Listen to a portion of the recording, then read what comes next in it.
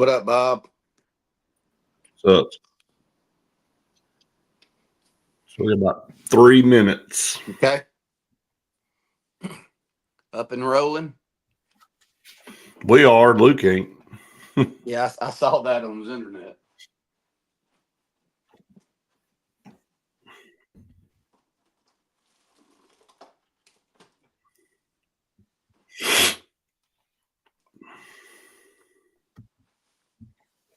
Been raining all day today, isn't it? It's a good day for some chores, isn't that right? Sure, that's what's going on at the Pritchard house. No doubt. Get that stuff done.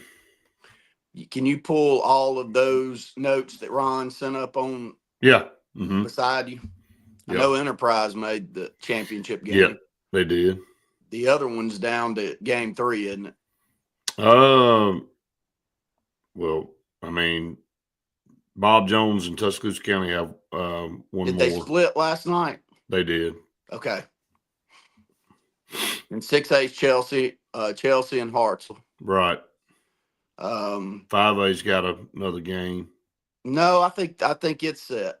Now St. Paul's and Alberta. That's right. That's right. I'm looking at one or the other. 3A set. I know that Reeltown lost. So I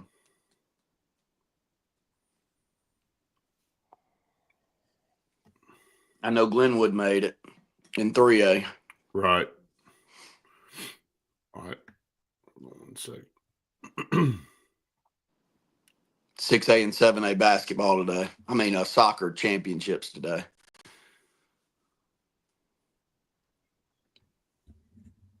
Are we about to go? Yep. Here just a minute. Hang in there with us, everybody. This is TV broadcast here on Saturday, so you'll be entertained by a lot of useless conversation between me and Brett between breaks. Thought it was all useless. Well, some of it tries not to be. All right, hold on. Should be close to 30 seconds here. Got 30.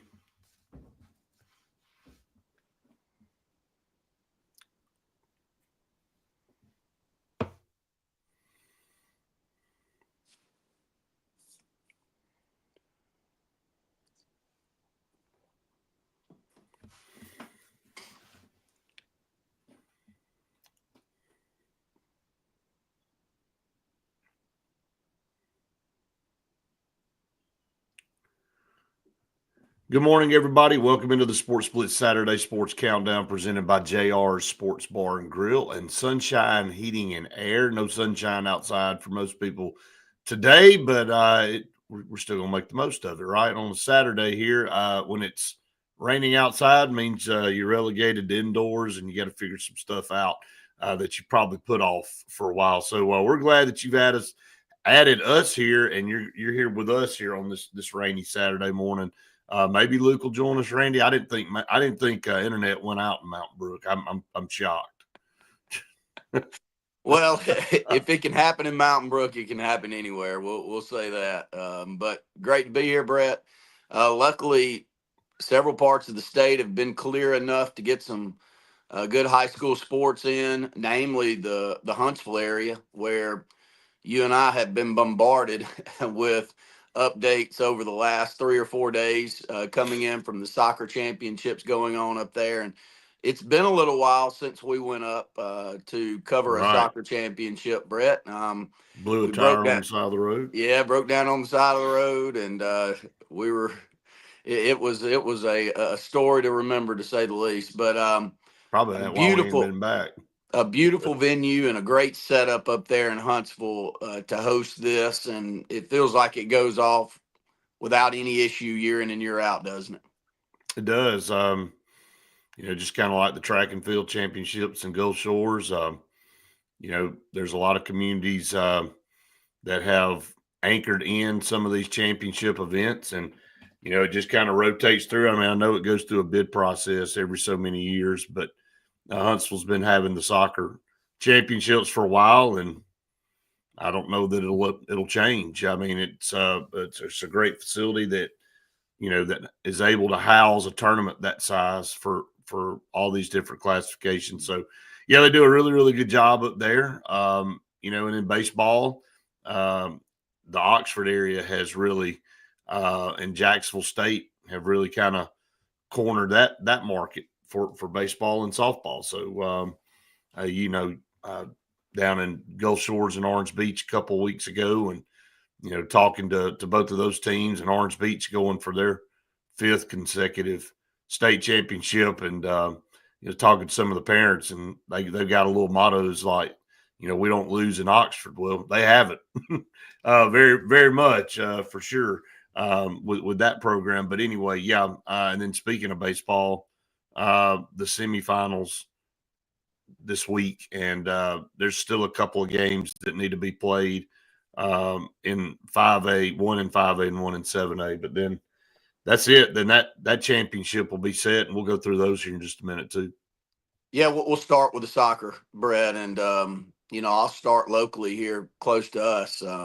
Lee Scott, first year of being in the HSA, their girls get through. I don't know if you had the opportunity to read how that match ended up, Brett, but really great video and photo that came across on the HSA outlets yesterday as they end up in a shootout to determine the champion, and two goalies meet at midfield and pray with each other before they have to go back to their respective sides to try to do what all of us probably deem as something that we don't necessarily wish our kid to be in that situation, and that is to be the goalie in a shootout in a state championship. But two very classy programs, Brett, and I'll let you speak to that, to win a really tight position, to think to come to midfield as competitors with one another, and to pray with each other for what's about to come was saying a lot. And Lee Scott ends up winning that thing in the shootout, I think 3-1, and they pick up their first HSA state championship on the girls' side. But just a positive note to go along with a lot of positive that goes on in these championship events. Well, we don't talk a lot about sportsmanship and things, and the HSA prides itself and always has on preaching sportsmanship and how important it is, and they're serious about that with fines and things that are levied from time to time when frankly people don't act the way they should, whether it be adults or kids or whatever. Yeah, it's a tough situation to be in. That's why you compete, though. When you compete, there's a good chance that you're going to lose. It doesn't matter, no matter what sport you're in. It doesn't matter how many games you won in the past. It's all great when you win, but man, when you lose, it sucks, man. If you're a competitor, you don't ever want to lose. And when you come down, it's a lot of pressure on a kid. Let's just be honest, when it's really one-on-one, but it's a lot of pressure on the person making the kick too. If it's down to that last person that's lined up to kick, and the goalie makes the stop, then they've got to live with, what if I'd have kicked it to the right or the left or high or low or whatever. So yeah, look, it's part of competitions, being at the free throw line with the game on the line. It's having the ball in your hand when, with time running out. It's, you can go through all these different scenarios, but it's refreshing in this world to think, because we live in a world where there's a lot of taunting and a lot of finger pointing and a lot of, showboatmanship type deal, where you kind of get a little bit discouraged. But you see kids that they're saying, look, let's get to midfield and let's pray together, and let's see what happens. And so that's great. But I'll go another route and say that Lee Scott being over in HSA, it's not taking them long to really perform well in multiple sports. I mean, we saw them. They kind of tailed off in football a little bit this year. Got off to a good start, but kind of tailed off. But for their first year in HSA competition there, and then of course baseball and softball, and of course soccer, they fit in well. So is Glenwood.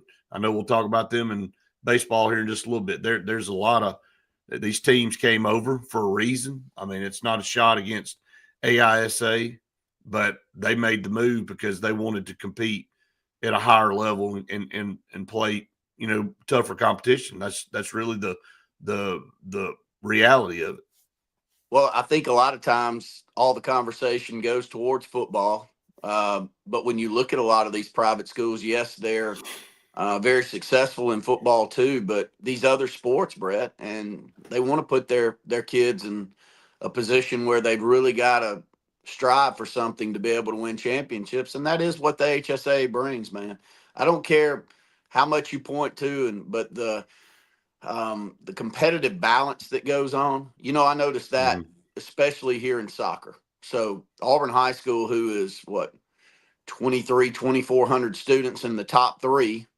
I think it was the second round of the soccer playoffs. They had Montgomery Academy over here, and the boys and the girls playing them with a chance to move into the semifinals for the soccer. Well, you and I know the difference in those enrollments are drastic. But Montgomery Academy, if you left them down in 1A, 2A, 3A, Brett, they'd run through it like tennis. Our good friend Rick Cleveland was down at UMS Wright, and I don't know how many state championships they've won down there in tennis, but it's a whole bunch of them. And I'm not saying you wouldn't want to stay there where your enrollment leads, but at a certain point when you're Bayside and volleyball and you've won 22 straight state championships, let's see if you can beat Mountain Brook. Let's see if you can beat McGill-Toolen, Spanish Fort. And they have been able to. But it's been better by them having to stick to that competitive balance. So I appreciate that rule, Brett. I think it helps. Montgomery Academy moved on to the state championship on the boys' side in soccer. Even up 2 or 3 classifications from where they are from an enrollment standpoint. Same as Bayside's done in volleyball, where they've won a state championship all the way up in 6A when they're really a 3A school. So I like that they do that. And overall, it's just made, look, some public schools may have a problem with it, but for the most part, it's made the product as a whole better here in the state of Alabama and the competition level better here in the state of Alabama. Yeah, I think it's opposite of that. I think there's some private schools that have a problem with it. I think there's some private schools that they feel like, why should I have to move up? Mm-hmm. If I'm winning down here and this is where my class, I'm already doing the multiplier and, playing maybe up in a class because we're a private school, and then we get competitive balance added to us if we're successful a couple of times. So there's no perfect system. I mean, there's not, we talk about this when we talk about the classifications in high school football in the regions. Should there be more 7A teams? We've had this discussion 1,800 times, and there's no perfect scenario out there. And, a lot of it has to do with geography and, travel and, proximity and all that kind of stuff. So they do the best they can with what they have. And at the end of the day, it's not like they've got a dog in the fight. They're not trying to make it unfair for anybody. They're trying to make it as fair for everybody across the board. Now, again, in lies the conversation of do you want to allow during the regular season teams just to play whoever they want to play, like we've seen, but when it comes down to playoffs, split the divisions and have a private school division playoff and have a public school division playoff. Now, that's not Brett coming up with that. That's a lot of people that I've heard, I'm sure you have too, say that in traveling around and talking to people. So I don't know. Is that something they try to attempt here in the next several years? I don't know. How long do I have, Brett? You got about a minute. I think that gives me plenty of time here. The competitive balance makes it where that discussion's not had over and over and over again. Right. Because, and I see it firsthand. My daughter travels the state with travel soccer, and we play a team out of Montgomery. That's the Montgomery Academy feeder program with travel soccer. And Brett, they're so good. Like, we've beaten them a couple of times, but they've beaten us way more than we've beaten them. And I've told my wife, I'm like, you do realize that if they didn't have competitive balance, that group of girls that we're already starting to play, would just be running roughshod through 3A for the next however long they had a chance to go and win it. That's how, I mean, you can tell at 9 or 10 years old how talented certain groups are, and if they play together as much as a lot of these groups do. But let's be honest, I mean, they're pulling from a very large pool of girls to put that team together at a school that most of us would like our kids to go to. Wonderful academic school. So the ability for them to go out there and to talk somebody into being a part of that system is pretty easy, Brett.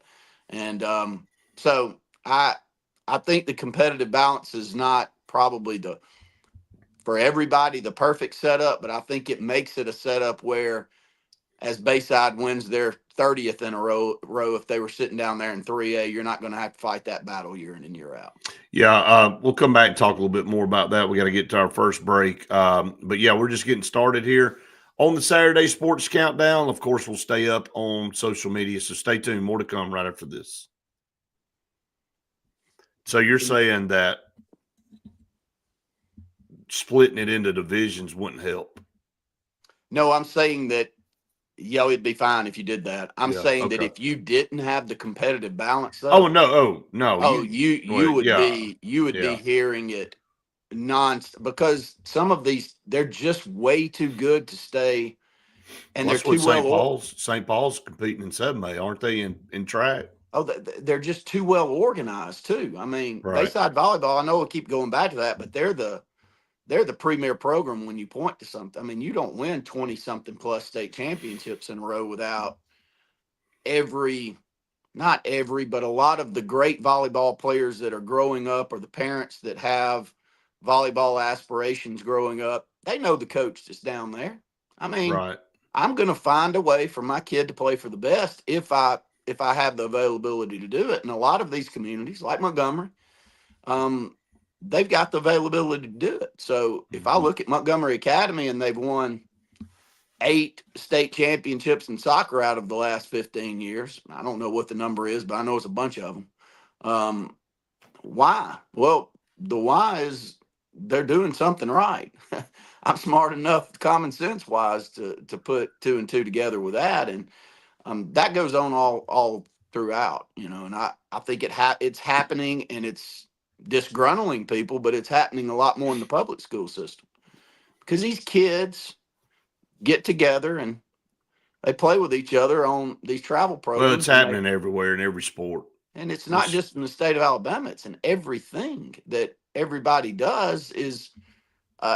We're so transient now that it's easier than it ever has been for a kid in Smith Station, Alabama, to travel 25 minutes I'm not saying they don't, but let's just put it out, that maybe doesn't have the soccer program up to the standard that they do in Auburn, to come over and to travel and to be part of a team that is a little bit well organized, a little bit better organized. And It's happening everywhere, especially in the smaller communities.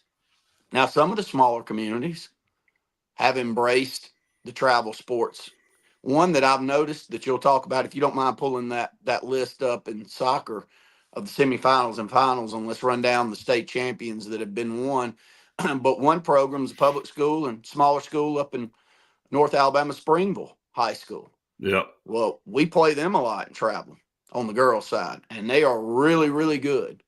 Them or us are usually ranked, and I know it's crazy they do these rankings, but they already start those rankings early. Number 1 in the state. Well, they won the state championship, I think, 2 years in a row, and then they lost a heartbreaker this year in the semifinals. Well, I mean, yeah, that's because they work at it. They start working at it when they're really, really young. Right. So it doesn't necessarily have to be a private school, but it, for the most part, are the ones that are putting the effort in on it.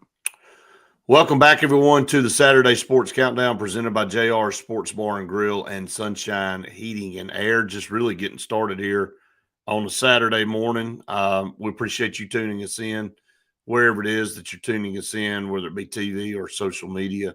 You can comment away throughout the program there if you're watching this on Facebook or on YouTube. We appreciate that. A little side note there, if you haven't subscribed, if you're an Auburn fan, you don't have to be an Auburn fan. You can be any fan, but subscribe to our YouTube channel out there if you haven't found us out out in the YouTube world, things grown tremendously, and I know a lot of you tune us in. We run this program on our Auburn Blitz YouTube page as well. So make sure you go out there and find us and subscribe. If you have not done that, we appreciate that very, very much. I'll say this. Let me jump in on that real Mhm. quick. Yes, it's Auburn centric, but the same as you going on Gary Harris's show every week and some Alabama talk ending up on our Auburn Blitz program. I mean, we try to, give a differing view throughout the year on what's going on with opposition. So, yeah, tune in to us. That's been the beauty of Sports Blitz over the years. It hasn't been skewed to one or the other, but as Luke has continued to grow his podcast there on Locked On Bama, and we continue to grow Auburn Blitz, it gets a little bit centric, but we do work together a lot. And I guess Brett being on Gary's show every week is a little bit more of a consistent than we do. And hopefully we'll be able to start sharing those, because some of the conversations we end up having on this show is ones that you and Gary have on his show up in Tuscaloosa. Right, and glad that we can cross over like that sometimes and talk about things that kind of affect all of us. All right, let's go to the recap of soccer, and in 1A through 3A girls, like you just said, Lee Scott won that 3-2, won the shootout 3-1 for that championship. And then girls 5A, it was Westminster Christian knocking off St. Michael Catholic. Now, again, St. Michael Catholic is another school down there in the Mobile area that, I had a chance to go and visit back in the fall with football with Phillip Rivers and his son Gunnar Rivers. But that's a fairly new school that, people just need to get ready to start hearing their name in a lot of sports too. Again, you can say what you want to say, but they're going to be in the hunt because they can go out and the facilities are great and they can go out and get who they want. Simple as that. It's really how that works. All right, the 5A boys championship. Do we know how that one played out? I'm showing that it was supposed to be played yesterday at 2. Do we have? Yeah. We're through 1A through 5A. Right. Okay. It was Gunnersville and Indian Springs in that game. Gunnersville won that championship.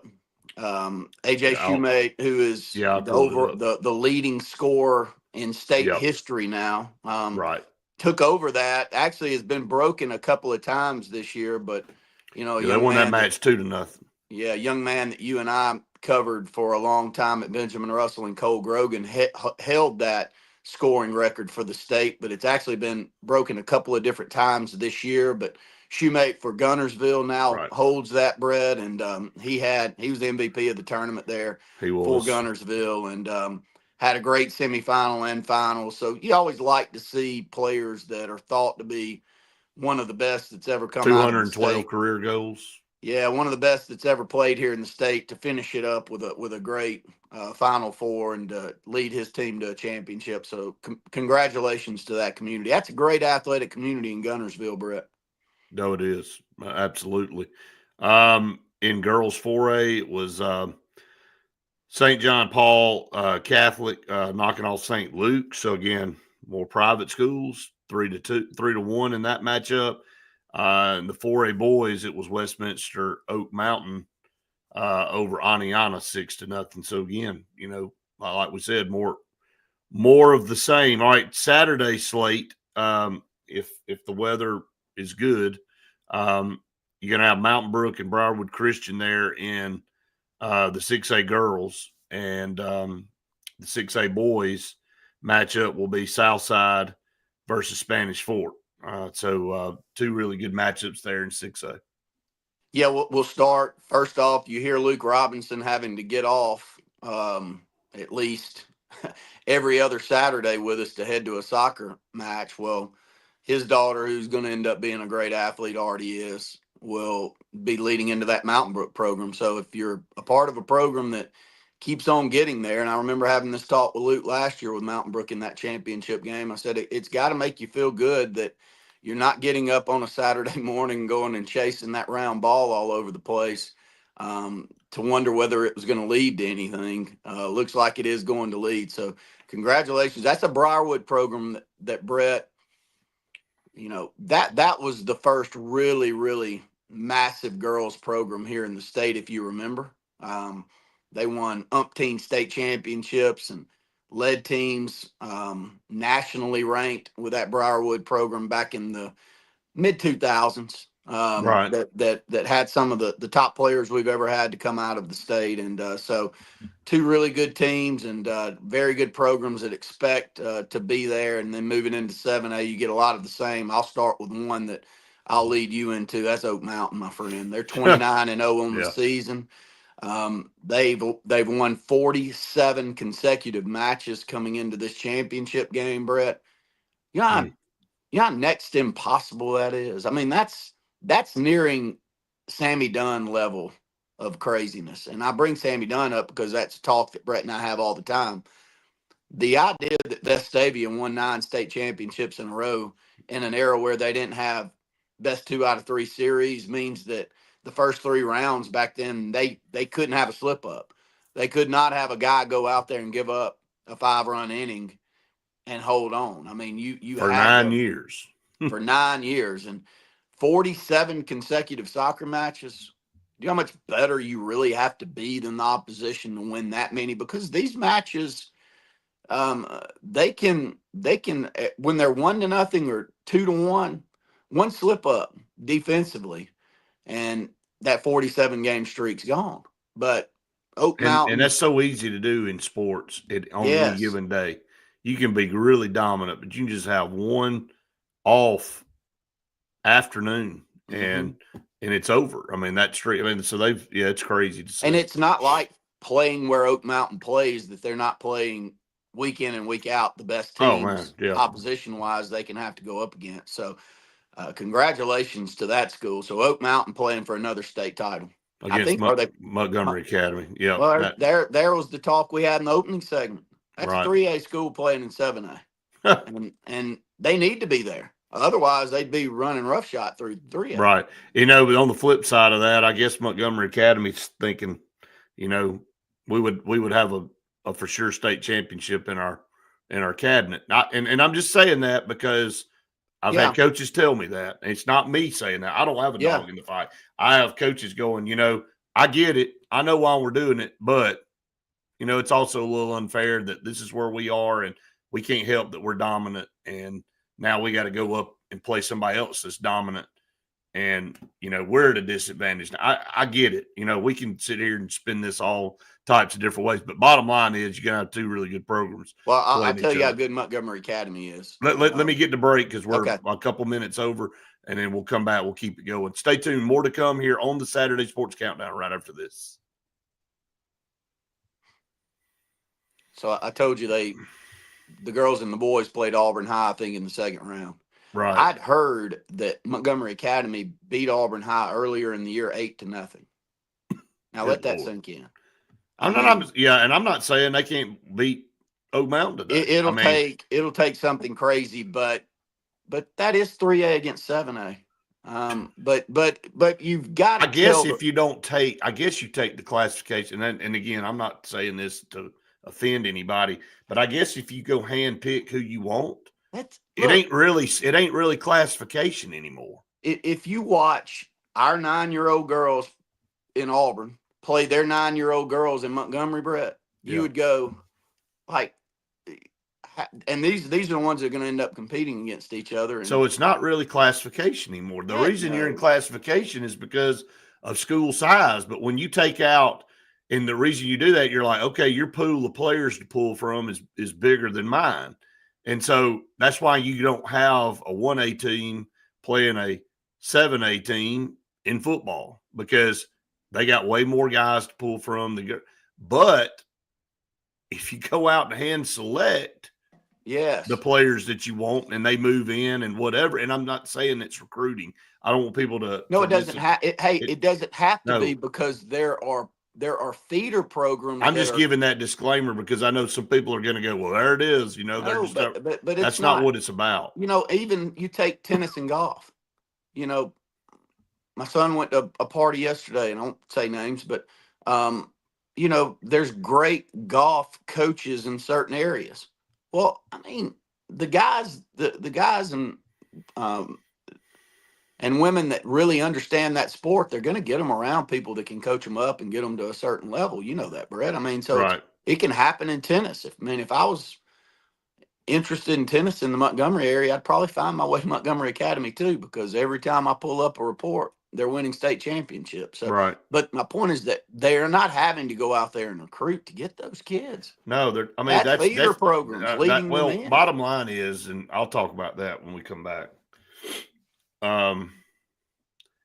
This recruiting thing gets overblown big time in high school. It's more the parents and and people seeking out. Like, I've talked to coaches. Yes. I've talked to multiple coaches, and they say, look, I'm not calling the kid at all. They're calling us, trying to figure out how they can get here.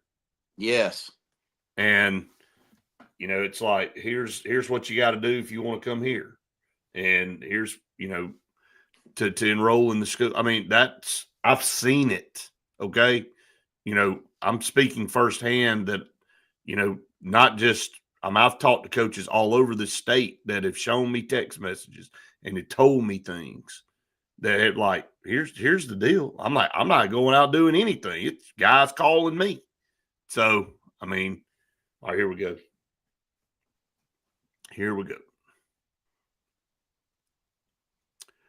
Welcome back, everyone, to the Saturday Sports Countdown presented by JR Sports Bar and Grill and Sunshine Heating and Air here in hour number one, recapping a little bit of the high school soccer and baseball championships that are going on and the semifinal matchups in baseball as we come to an end of another school year, which is crazy. Got graduations coming up in a couple of weeks, and so we'll be looking at that, and we'll be looking at football season starting back pretty soon. But I want to go back to the talk of people moving around and why things are structured the way they're structured in high school athletics is because you said it just a minute ago, talking about being a transient society and people putting a lot of money and time into travel programs and things like that. Well, kids now play sports with each other from multiple schools. And so they team up, and then they grow up playing together, and then they end up finding their way to a high school program and playing together there at the school level. That's kind of how this starts. And so you can say there's some recruiting going on or whatever, but at the end of the day, it boils down to coach and program and opportunity and facilities that give the student athletes the best opportunity. And look, we said this years ago. Okay. I'm going to go ahead and throw this out there. And we've been saying it for a long time on this show.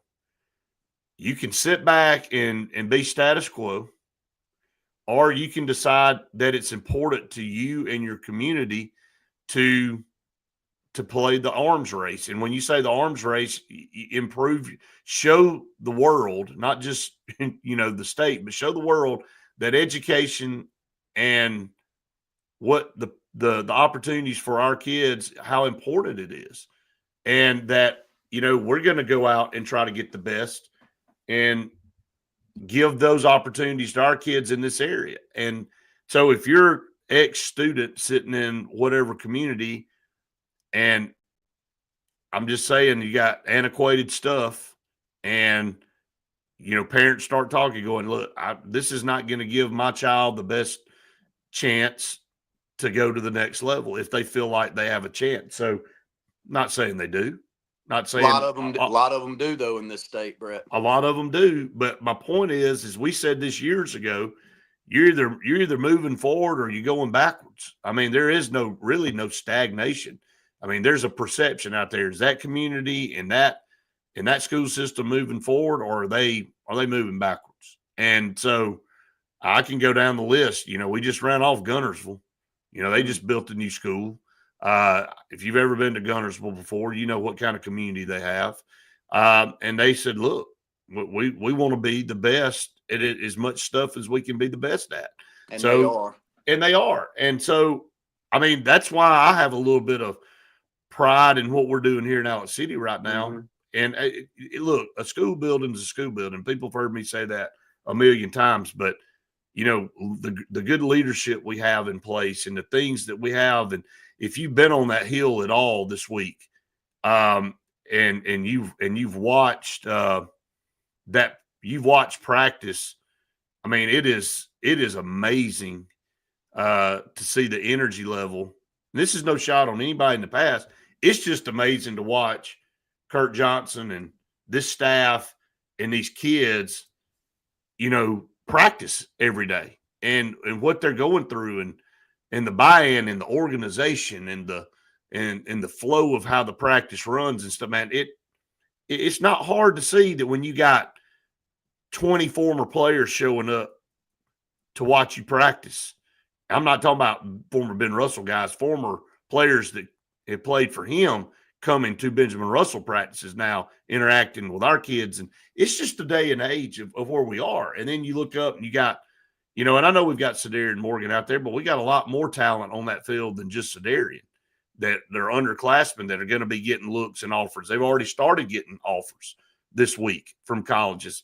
It's just such a different vibe, man. And you're either in the game as far as the vibe and the want and to move forward, or you're not, man. It's real simple. It's real simple. Well, and if you sit back as leadership or as community members and you witness programs that aren't sitting up to a standard that you're seeing elsewhere, and you make it out to be that it's okay, you know, we just can't here, that's not who we are, then you're going to keep getting the product that you deserve. So, and I'll give you another one that has really impressed me over the years, Brett, because it is every sport Scottsboro Oh, is yeah. competing for championships. It's unbelievable in girls and boys athletics. It's not just football. I mean, I think they won, their girls and boys won maybe, I'd have to pull it up, but I want to say they've won 7 or 8 state championships in track and field, and that's indoor and outdoor, Brett, in the Yeah. last 10 years in their classification. You know how impressive that is? Very. Because they're competing against private schools in that classification they're in. Some great private schools too.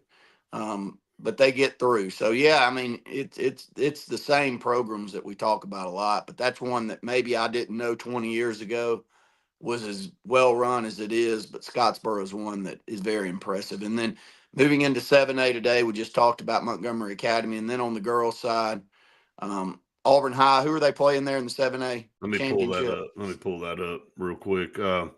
In 7A girls, It's Vestavia. Now that I Vestavia. say it, It's yeah, Vestavia. Yep. yeah. 2 great girls programs in every sport too. It's not It is. when you watch Vestavia compete in basketball to flag football to every single sport now. Vestavia is going to be competitive, and the same with Auburn High. Auburn High and 7A girls track and field finished second, right behind Hoover, who won their umpteenth state championship in a row. You want to talk about a program that's amazing, Brett? Hoover High School. Yep. That is, you walk the halls and you see all the pictures up of state champions, and you think I've back been to there. football is not just football. It's Well, it's every track damn and sport. field. And, It's every sport. and Basketball now, what have they won 3 in a row, girls and boys? well, boys, Basketball. I think girls have won more than that in a Okay, well, row. boys have Won 3. I think girls may have won 5. I'm not. Don't hold me to that. So no, I think you're right. yeah, I think it's 5 and 3 on that. Let's get to our next break here on the show. When we come back, we'll continue this discussion. A lot of college to talk about as well. Stay tuned. More to come right after this. That last segment here of this hour hit on spring practice and next Friday, Brett. Right, I will.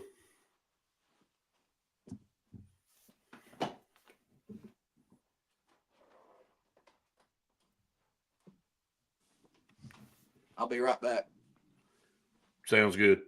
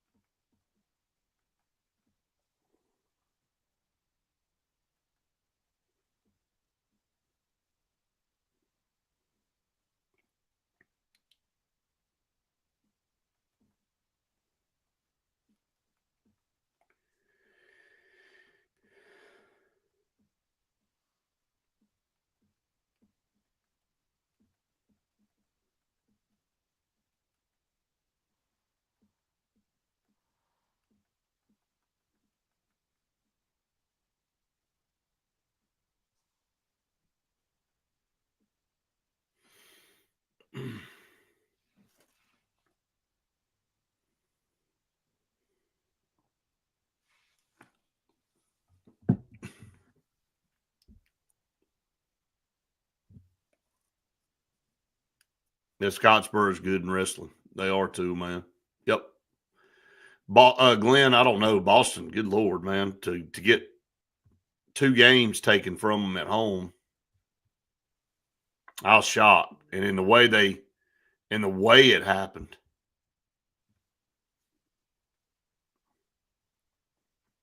I'm a Boston fan, so it sucks. I'm definitely not a New York fan.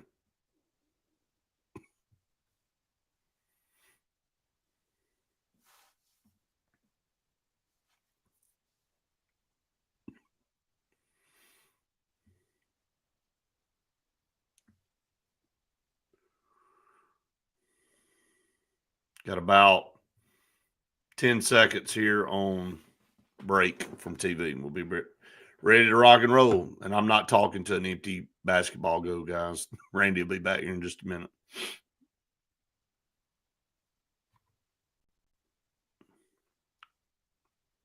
All right, here we go. Welcome back, everyone, to the Saturday Sports Countdown presented by JR Sports Bar and Grill and Sunshine Heating and Air here in hour number 1. Just wrapping up the soccer championships. And like we said, 7A girls, Vestavia and Auburn today, 6A boys, Southside and Spanish Fort. And then, of course, 6A girls and boys, Mountain Brook and Briarwood on the girls' side, and Oak Mountain and Montgomery Academy on the boys' side, and 7A. So that is those are the matchups for today. I know it's a little nasty outside as far as the weather, but hopefully they can get all that in. We'll shift over to talk a little bit about baseball too, but spring practice, and hopefully we can get Coach Johnson on with us maybe next week to talk after spring is over. A lot of great things going on with Benjamin Russell and spring football practice. If you haven't been, they'll practice again this week up on the hill, and the weather has allowed them to be out every day. So they'll go Monday through Thursday again, and then they'll have a spring game on Friday at 6:00. So it's going to be a fun day. At 4:30, they'll have an alumni game. They've already broken those 2 teams up, maroon and white, and it's kind of open for whoever wants to participate in that. They're encouraging people to come back, former players to get involved in that. So if you're out there and you want to play, contact. You could the post is out there on BRHS Wildcat Football, and again, it's cool to see a lot of guys come back and be part of the events that we have going on here. But just such a positive vibe going on right here with our football program, and I've been very impressed at practice this week and seeing what. Just again, you got to think it's spring football practice, and they really haven't done much together. And there's a lot of new people here, coaches and players. And man, they came out really day one and looked like they'd been practicing for, about a month. I mean, and I know Coach Johnson's like, man, what are you watching? Coaches look at it differently than us bystanders over there, because I know he's nitpicking every little thing, but I'm just saying from an organizational standpoint and in the flow of practice and people knowing what to do and yeah, I mean, the actual plays weren't perfect. I mean, there's a lot to work on. I'm talking about the structure of the practice and knowing when to rotate and knowing who's doing. There's no standing around. Everybody's active. Everybody's in a group doing something. Everybody's getting coached up. It's just really good to see. Well, the thing that really hit me, and having been around some very, very good coaches and know how they structure football practices, probably more important than the Sedarians and the Preers and what's going on with Spivey, is what's going on with the bottom half of your roster. I mean, are you coaching them up? Is the 9th grader that's coming up to the 10th grade learning some football, or is he sitting over there watching those guys go through the motions and practice and really not getting pushed to learn anything? And the really, really good coaches realize that those guys in their first time up there, first off, there's probably some jitters. And yeah, I am speaking. I've got a nephew that's going to be a 10th grader next year, so it is a little bit more home. But I've also been one of those guys before that in the ninth grade going over there for the first time. It's a little eye opening, Brett. And are you getting any attention? If you don't get attention paid to you, then you tend to veer off track and not For want to sure. be up there. And you realize that you're not even giving. I mean, kids are smarter than we give them credit for. And Oh, if yeah. you're not getting any better with the time that you're spending at something, more than likely you're going to find something else to do with your time. And so I'm getting somewhere with this. I mean, I watch what's going on with the guys that aren't the A-list guys or the others getting coached up. And I can say without a doubt that they are. I mean, they're getting pushed. They're learning football. And they're showing a little bit of attention to them, knowing that, once the Sedarian Morgans are gone, who's the next one? And if Right. you're running a really good program, you're thinking that way. It's not that you're not happy to have the number one recruit in the state. We talk about him all the time. I love talking about him. He's a wonderful kid from a wonderful family, and I hope he goes and gets everything he's got coming to him. But I told an Auburn coach that was up here on Monday watching practice that I thank him for coming up there, and don't just veer your eyes all towards number one over there who's special. I mean, look around. There's 5 or 6 more. I think that if you watch them long enough, you'll realize they've got a chance to open your eyes in the next few years too. And so it's all tides rise with great leadership, and all tides rise also with great players, because those eyeballs that are watching him tend to find others, and you never know where those others. I told the story with Luke this week on Locked on Bama, Brett, and I'll tell it here just because I don't know that we've talked about it a lot. But Terrell Owens was one of those. He had a teammate of his that already had a scholarship offer to UTC, and they were over to watch him, and he had a great night that night, and he didn't have an offer so far, and he ends up with an offer. And the teammate of his had a great college career, but didn't have it to the level that T.O. did. Right. And all of that was based off of a coach who wasn't necessarily recruiting him, being over there and seeing something special in him that he wouldn't have seen if it wouldn't have been for that teammate that was out there. So the more that the coaches show up, the better for everybody involved. No doubt. I mean, when you have a great player like Sedarian, and we've had a lot of great players around here, they generate the attention because people want them, but then they do. It brings attention to other guys that may not, maybe underclassmen or whatever. Or you may have a kid that's going into their senior year that nobody's really talked about or heard, or maybe they haven't been to a camp or whatever. And the coach goes, man, I'm about to call so-and-so back at, our school and tell them about this defensive lineman or about this cornerback or about this safety. I mean, because let's be honest. I mean, Elijah Johnson is a kid that played quarterback this past year for us and had a good year, but now he's full-time safety. And man, he's playing well right now, and he's going to be great this year. And we saw him play a little safety last year, and when he was back there, he did great things in very limited action. Well, there's no film on him right now, really, at safety. There's about to be a bunch on film on him. And there's going to be him going to 7-on-7s this summer and playing that position. And people are going to go, who is this guy?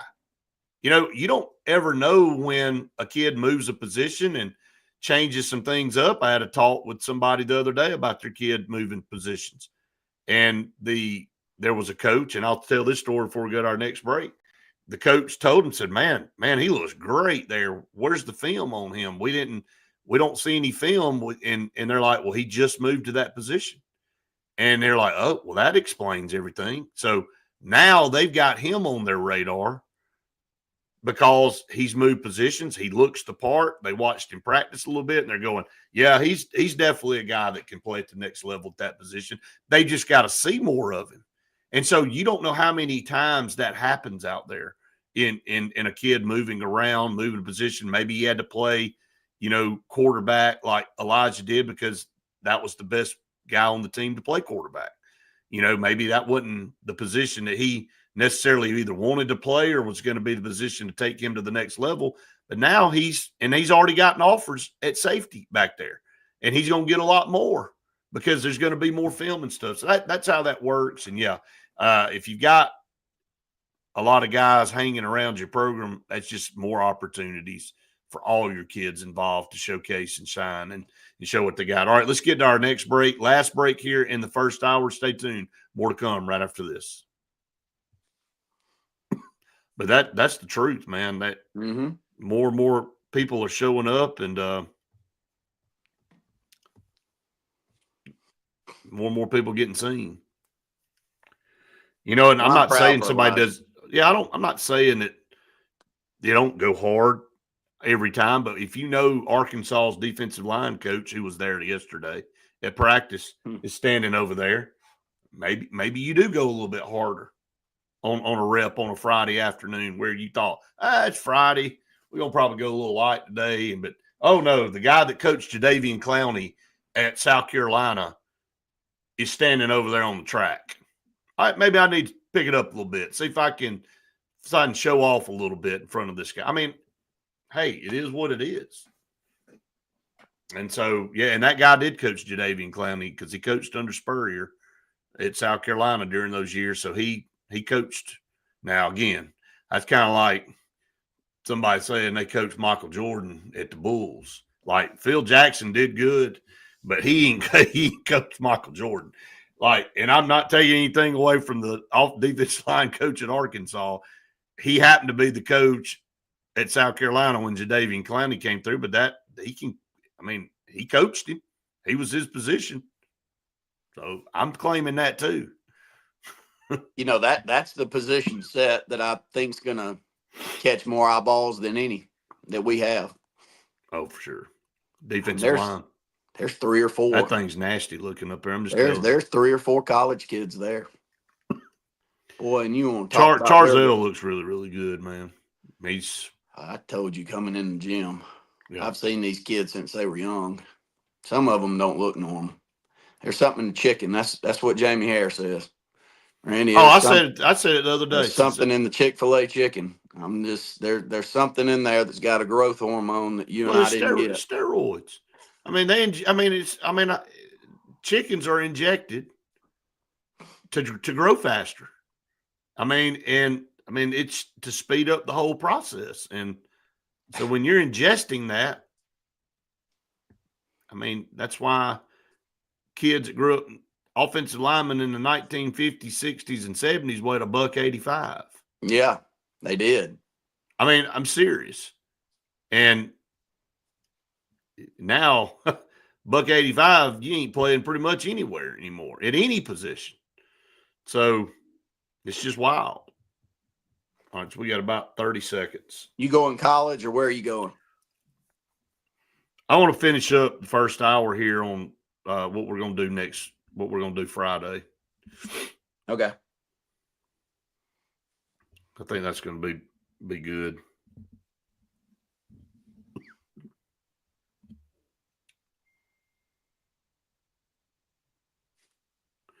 Yeah, Russ said, believe me. I'll say this when we come back because he played at Mississippi State, our producer today. Yeah. Back in the studio. Welcome back, everyone. I didn't give you a good cue there, Russ. My bad. Welcome back, everyone, to the Saturday Sports Countdown presented by JR Sports Bar and Grill and Sunshine Heating and Air. I'm too busy reading your comment to come back correctly.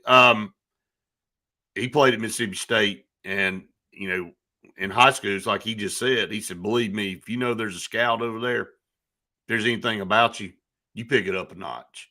It's not you don't want to say I'm not going out here coaching, playing hard every day, but if there's nobody over there on a Thursday afternoon, you're ready to go to the house, you may not be as intense on the 40th snap of the afternoon as you were on the first. But if there's a college scout over there and you're trying to impress and you're wanting to get that, you want to get maybe a scholarship offer, maybe not just from him, but somebody else, you pick it up a notch, man. Well, he came through Sylacauga High School at a tremendous time for that program, winning state championships, competing up and down class.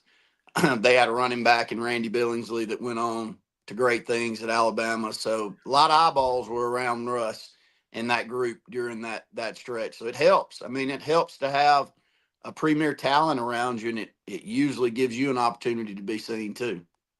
No doubt about it. We appreciate the kind words too, man. Yeah, we've been doing it a long time. There's a lot that can say that now.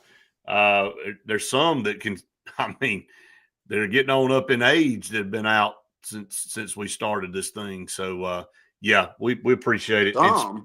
I was looking down that alumni list. Can you help us a little bit? I mean, you ain't got to say some. Or well, the whole thing for 25 years. I mean, I was looking down that alumni game. There's an alumni flag football game next week, which is going to be fun, by the way. It'll be fun, but there's not a human in it, and any of them that are in it that are older than 27 or 28 years old shouldn't be in it. They have no business being in it. Like, they're going to be exposed. But I was thinking to myself, I'm like, hell, the only ones playing in it are ones that we've called in the last 7 or 8 years. I mean, that's the truth. Like, where's this kid? Well, I think it's also smart that people our age know that if you go out there, you're probably going to blow a knee out. And you really don't need to line up against Malcolm Simmons. And you probably don't need to be trying to cover Tyree Gray. So it's like, I think there's probably a lot that wanted to be part of it. I really do. When they saw it, until they saw some of these rosters coming out, and they're like, no, nah. Because I even asked Braden, I'm like, where's your name at? He's like, man, are you kidding? Well, and he said, I'm not going out there with them. He's like, man, I can't stay with those guys. Yeah, well, Braden's of the age that he has no excuse. I'm saying that the ones that you and I covered, I'm saying like. But he's even saying, I can't stay with those guys that are out there. Well, no, he can't. But he can't solely from an athleticism standpoint. Right, I'm sorry, Braden. But it's not because he's gotten old and decrepit. Oh, no. Now, the rest of us have gotten old and decrepit. And so I'm going back to the first few years that we called ball. I mean, there was some amazing talent in the mid-2000s on some of those teams that we called. Right. I don't see any of them signing up to go show up and play in this flag football. Now, I'll tell you, if Clay Harrelson came back. Yeah, but he's not even kind of normal. He's not remotely normal. I mean, he's in better shape today than he was. Yeah, Mr. When he was Olympia. 18. I'm really shocked that I didn't see him down there. I mean, would love to see him come back and quarterback. Like, if we saw him on one side quarterbacking and Tyree on the other side quarterbacking, and I'm enjoying the banter back and forth between the players online, because Chris and Malcolm pretty much, when the rosters came out, they said, well, this is over. And they're taking shots at, they're like, if you want to bet on the Maroon team, just bet on a loser and just go ahead and write it down. And as I'm looking, I'm like, yeah, this team, I'm not going to say which one, but I'm like, man, this team over here, pretty good. But this team over here, it's like, buddy, I hope y'all got somebody else that y'all bringing in. So, but it's going to be fun. There's going to be a lot of talking back and forth. And that game starts at 4:30 on Friday, before the spring game starts at 6. I think our kids are going to want to watch that as much as anybody. I mean, I know they're going to be excited to play in the spring game, but they're going to be sitting over here watching to see what happens. Somebody's going to get duped. I mean, somebody's going to get embarrassed. Somebody still thinks they can get after it. Because, look, let me tell you, our brain tells us a lot of times, hey, man, still do that, and until you get out there. Well, I can remember us thinking that in basketball. And one of the last times I remember us going out there, we played a team that were 18 to 20, and they played basketball 3 hours every afternoon. You and I just dribbled a ball for the first time in like a week or two. Do you remember this? I remember exactly what you're talking about. I went home that night and I said, hell, that's over.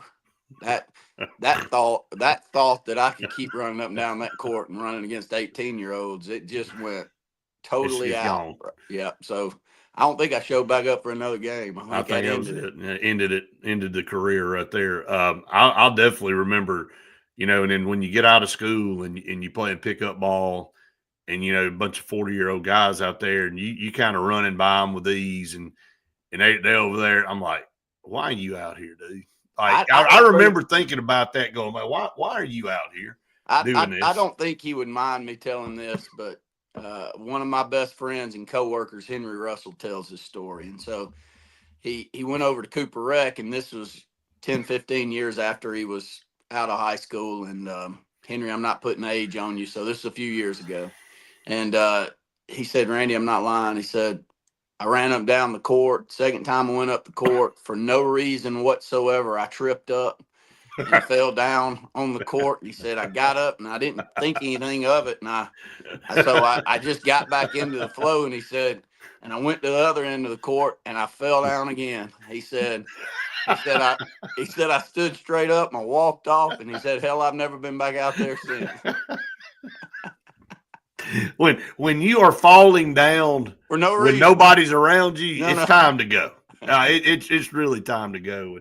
But yeah, I mean, the brain still tells you I'm good. Yes. But the legs and the synapses and the firing of the nerves and it all coordinating together is over. It ain't all flowing the way it probably should. So, and then when that happens and you get exhausted, then comes destruction. Then comes things that tear and break and all that kind of stuff. So, yeah, it's I had a guy, and I won't mention the name real quick, still playing softball, and he's like, man, I've been in bed for about a day and a half. I said, well, what's wrong? What happened? He's like, well, I played in that softball tournament down in Auburn. I said, what? I said, first of all, why?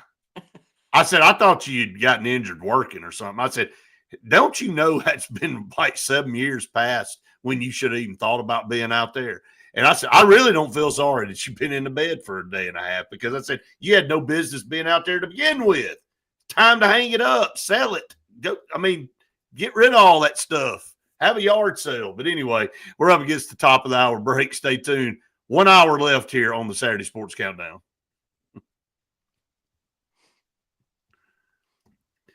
Yeah, I mean, the thing about softball is reaction time.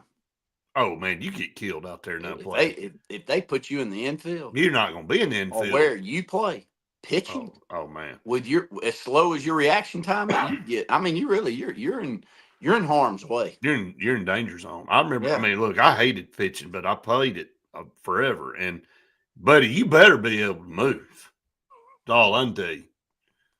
I mean, you better be able to catch too. You not have one tip off your glove. You better know how to catch.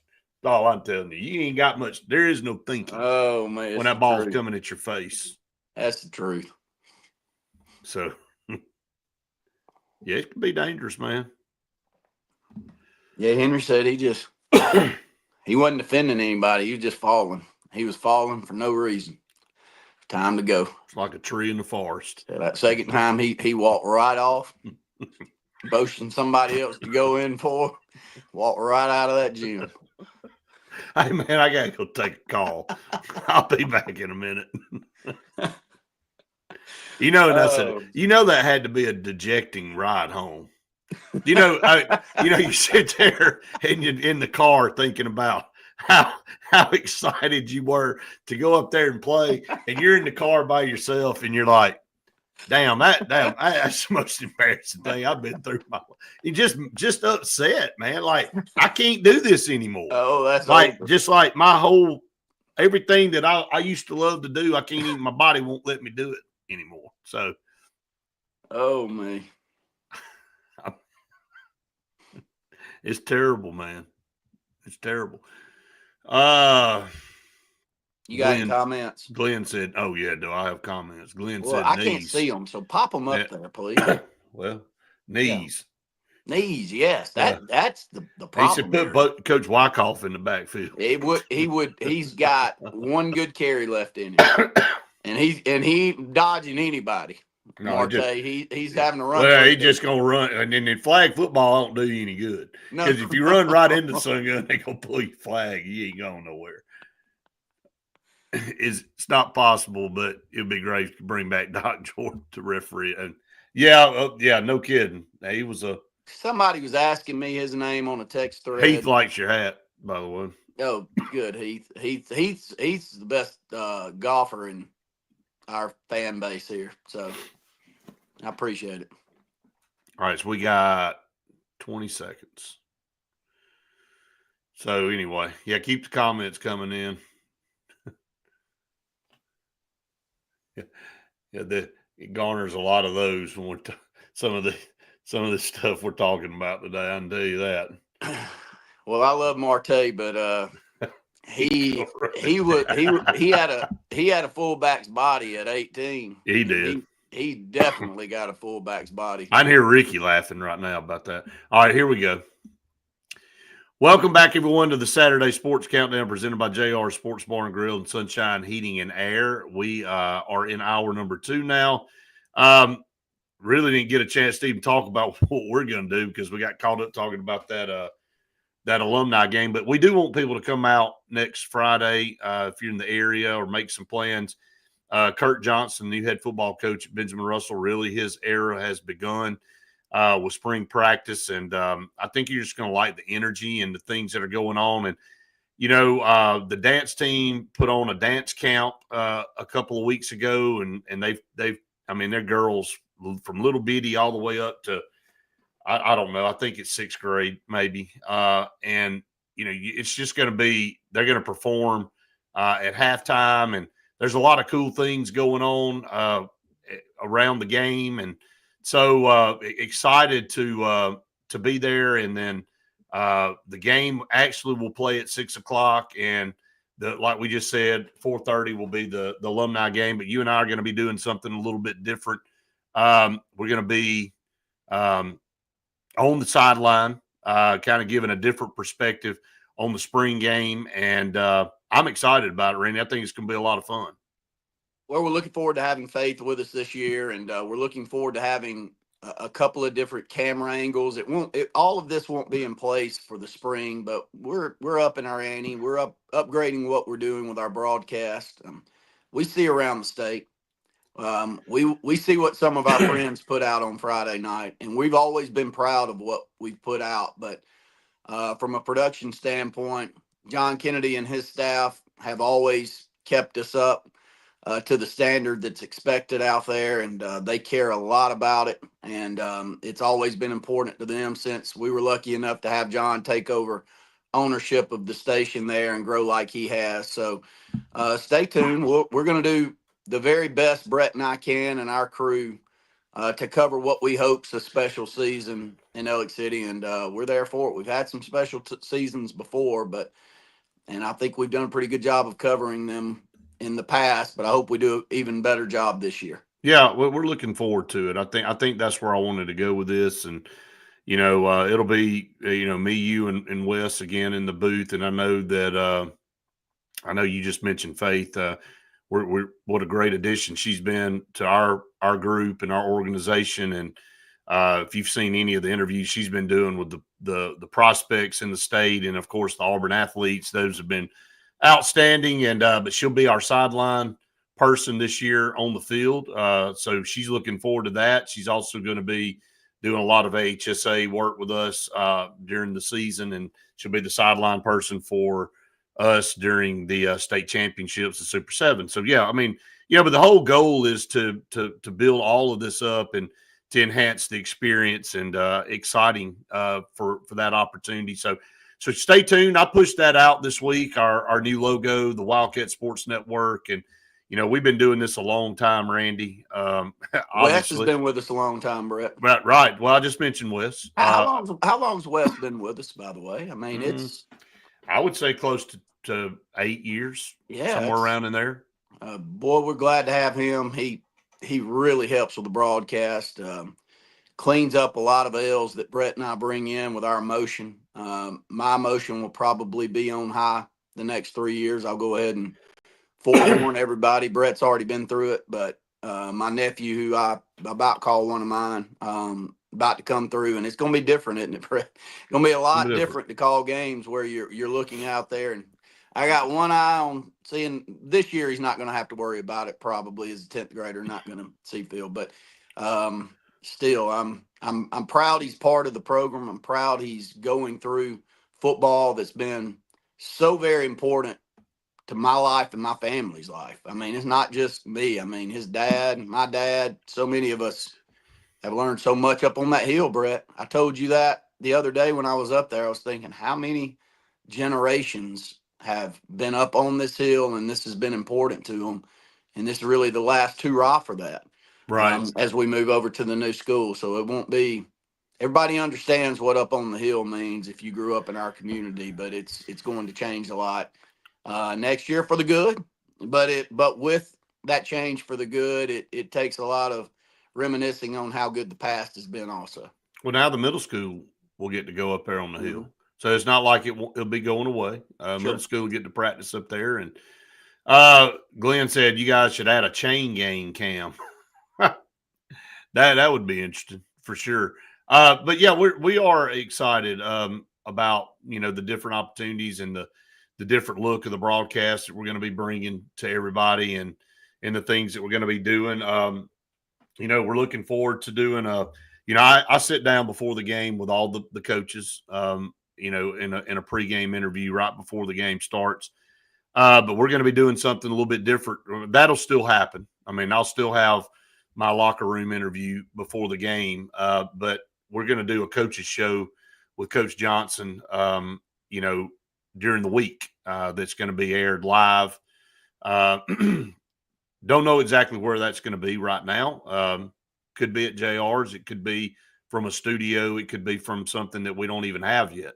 But we're going to be doing that. And then it'll be an opportunity for, probably a 30-minute show where he's able to come in and talk about the game from the previous week and then kind of give you a little idea of what's going to be coming up in that week's particular game. So, yeah, we're going to be enhancing that, doing some things there. So, that's the good thing about what you've seen with Coach Johnson. And you've said this a lot, Randy, with particular coaches in college, and you talk about this with Bruce Pearl all the time. He's just as good a marketer as he is a coach. Now, you can't be a good marketer and a terrible coach. That don't work. All of a sudden, that the combination doesn't work. But if you're a good marketer and a good coach, man, you got something there. And Kurt Johnson's all about. I mean, we got student workers up there now doing film during practice and putting reels together. And Will Calhoun's up there, and I'll tip my hat to him. I know you do as well.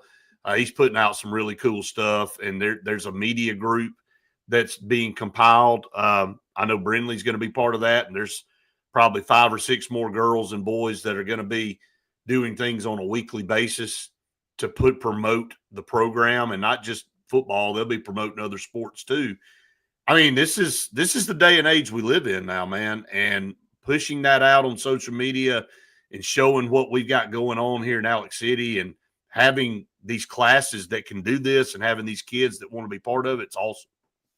Well, I'll point to a few around the state that are friends of ours that I think do it as good, if not better, than what we've put out there in the past. And, if you see people doing things that you appreciate, why not try doing them? We got very good friends over at Opelika High School, and I think the world of Van Riggs and Coach McCracken too. He's a hoot, and you and I love that group. Well, they've put production out there that's really second to none, haven't they, Brett? I mean, it's, some of the content that they throw out during the week, it takes a lot of time, it takes a lot of effort. You've got to embrace that it's important to you. And we'll be going over for a media days there coming up like we did last year. That's another event that they put on that we go to. And I'm just saying that when you see people doing things well, it's okay to say, I appreciate that. Right. It's not, you're not always in competition with one another. If somebody's doing something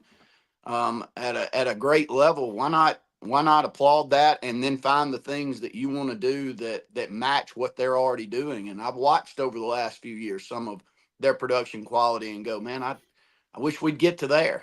And so I applaud John Kennedy and again his staff for saying the same and wanting their quality to be up to the standard that's the best here in the state. And we hope that's what we provide for everybody this year. Yeah, absolutely. No doubt about it. All right. Up against another break here on the show. Stay tuned. A lot more to come right after this.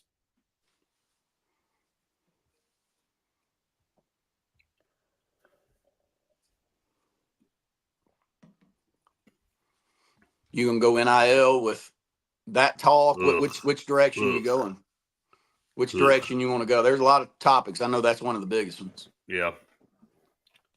No, I mean, I'm all about talking about anything but that. Disgust with If that, you've man. got something else, SEC baseball, Well, my gosh, talk Auburn. about the new 16-team college football playoff. I mean, gaining support. Bids, SEC getting 4 bids, Big Ten getting 4 bids, ACC getting 2, Big 12 getting 2, and 1 G6 and 3 at large. I like the 16, but some It's part of going me that way. doesn't like all of that. It's certain going that amount way. for each conference. I don't like that. I mean, It's why is going that this? way. Why? I mean, I think right now You know why? Because they've already mentioned it. It's about money. The Well, Big it's Ten and leverage. the Big Ten and the SEC, they're the ones pulling the money in. so they feel like they need. So you really, I mean, But if you're I were the already ACC, getting away from why you even have a playoff. well, if I were the ACC, I'd be screaming They don't bloody have any, murder. They don't have any leverage. I They know, can't scream. They don't right now. They can't Who's scream. to say 5 years from now that Florida State and Clemson and Miami and I mean, it's not like these teams haven't been championship that's caliber right. over the last 10 years. Right. I mean, I'm not. They I'm just not don't have saying the sheer volume of teams anymore, like the Big Ten and the SEC. They just can't compete. I mean, this is not a done deal. This is just a proposition that I like this. I think the 16's the right number. I do. I don't think any more than that's too much. I do think it gets to 16. Now, how the rules are going in, I believe it'll get to 16. I don't know how much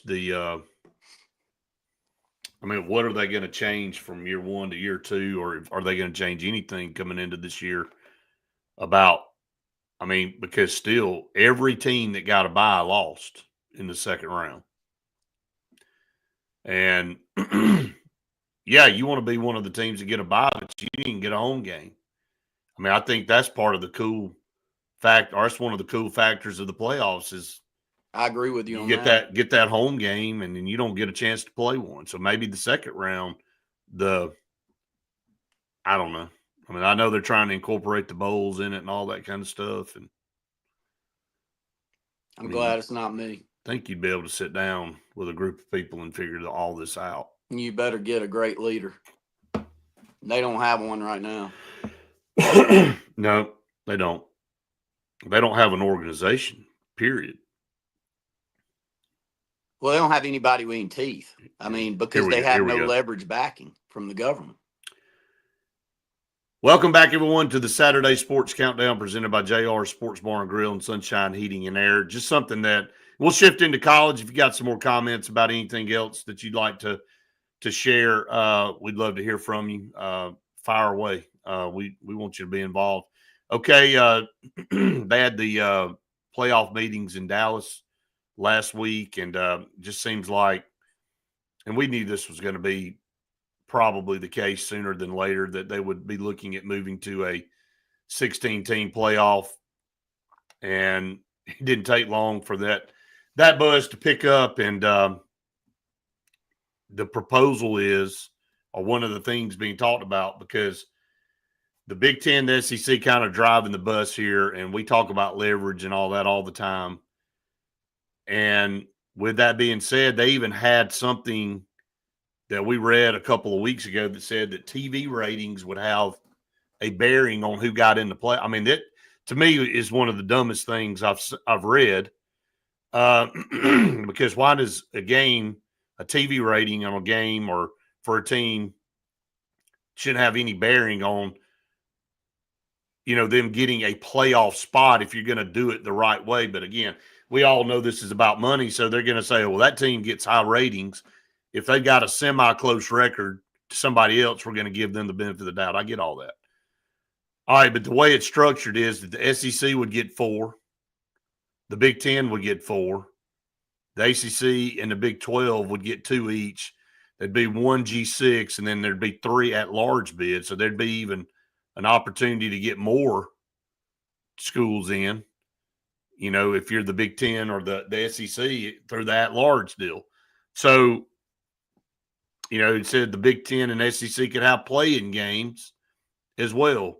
3rd versus 6th, 4th versus 5th. I don't know where all this goes. But I do know one thing is that you have a playoff to try to get the teams in that you feel like have earned a shot to play for national championship. But this is all about money, man. And everything in this in college athletics is about money. And we'll talk about what Charles Barkley said earlier this week too.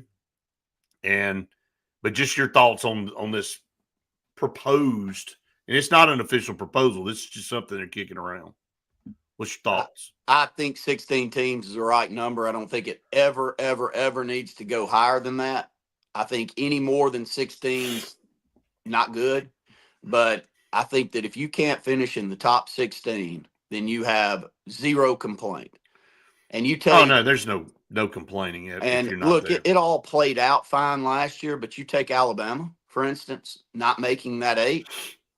Now, if you make it to 16 and you're still having the same argument, then nobody needs to hear that. But at an 8 number, Brett, that's really difficult to pick 5 through 8. And I'd hate to see Auburn, which could be this year. I mean, we hope that it's this year, but I'd hate to see us miss out on what is really nothing more than an opinion, because there's no other way. But if you end up, anywhere from 13 to 16 and you can't get in, then you really are at a level where and I know that we'll even complain then, but I think the reasonable people won't listen to it at that point. So I'm for the 16. I'm not for stipulations on how many each conference gets. I mean, I'd rather it be like the NCAA tournament where the SEC got 14 out of 16 in. I mean, because they had a better year. Well, they're by far the better conference. Whenever they matched up with opposing conferences, they've proven they were the best of the conferences. So, I don't like the 4 and the 4, even though I know right now we're the best 2 conferences. Well, hell, who's to say that Miami, Florida State, Clemson, keep going down the list? They're not right now. I'm not having that argument, but I'm saying who's to say 5 years from now that the ACC doesn't right the ship and they deserve more than the SEC one odd year. It could happen. Right. We've seen crazier things in the past. So I just think the more stipulations you put on something, the more watered down it becomes. Agree. I just think that that's the whole reason you have a playoff, is that you look at results. You need to come up with some type of format where you give credence to schedule strength, just like basketball, because we've had that discussion. We've all been back and forth on that about, if we're going to award or reward teams that play weak schedules, then why shouldn't I play a weak schedule outside of the games I have to play in my conference? So we all love these cross conference games. Auburn's playing in a big game to start the season with Baylor, and we've had all that talk. But if you're not going to get credit like you do in basketball for going out and scheduling tough opponents, then why schedule that game? I'd like to get out of it. I'd like to get out of all of them. My goal. You got to know, what is your goal, Brett? To win. To win. Yeah, to win what? To get W's, as many of them as you can. No, but I'm saying, what's the end goal for, let's say, Auburn? What's the ideal year? One, to play or win for an SEC championship, to hang a banner with that. Sure. And then at the end of the day is to make playoff. Just get in the playoff and see where all things. That's why I'm saying stack as many W's as you possibly can. That's right. So anything that, it's not like we're not proving ourselves enough to make the playoff if we were to beat Alabama and Georgia every year, or split with one of the two and only lose one other game. We're going to get in every year if that's the case. But why take a chance to travel across the country? And I don't get it. I mean, I like playing them better than Louisiana Lafayette.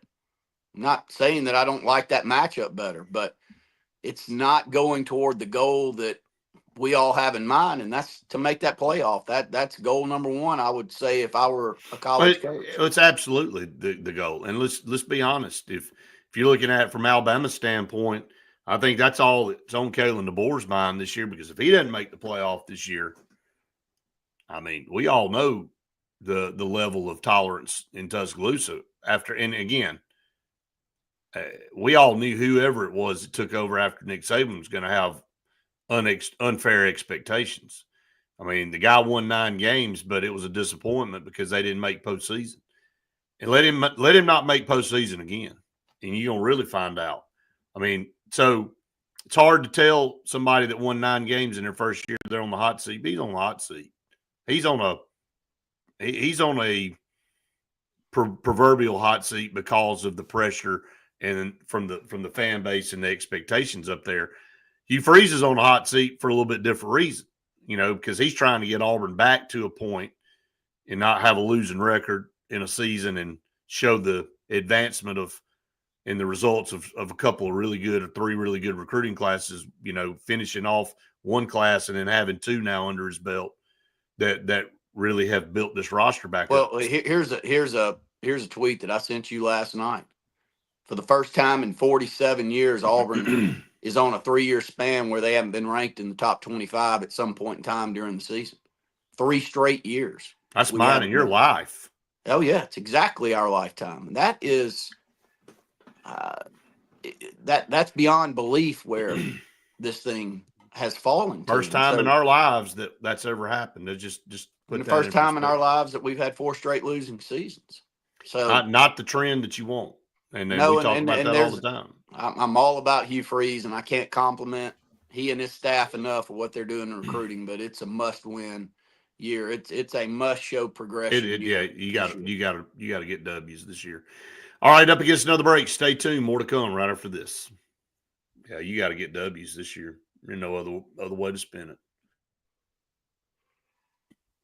I'll say something about Charles Barkley, and then Clay Travis had a long thing about Tennessee. He's a big Tennessee guy.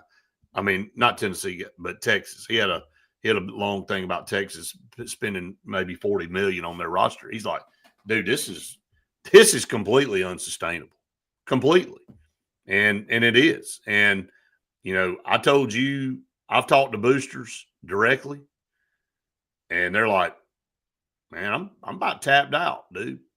And then you got Charles Barkley like, hey, man, I'm not giving a penny to a kid for NIL. I'll go promote Auburn. I love Auburn. I want Auburn to do well. He goes, if you're a businessman, you're looking for an ROI, I ain't giving a kid $6 million. He said, there's only going to be one school every year that holds up a trophy. He said, and if you're basing your ROI off the team that wins the national championship, he said, you ain't got really good odds on getting anything back out of it. And so I think a lot more people are looking at it that way. And when you start having more and more people take that stance and that attitude, and so we know that we're headed for I thought his comparison of tearing the wall down in Germany and going from a communist government to an wide open free capitalist government with no regulations was almost as bad as being communist, because he's like, you could sell a kidney, you could sell a nuclear weapon, you could do all this stuff. He's like, man, you can't do all that. He said, you got to have regulations to what you do in capitalism. And that's what we do here. We have laws in the SEC, Securities and Exchange Commission, regulate how you can do trade on the stock market and invest and stuff like that. You don't have everybody out here just freeloading money all around, but that's what college athletics is right now, is a bunch of Wild West, wide open stuff. Got to fix it. Good topic. You gonna go there next? Okay, good. But he brings up a great point about the comparison of that. He said, they had to walk that back, and where people could actually function in society. You didn't have somebody over here selling a human organ out of the back seat of a car because somebody needed some money.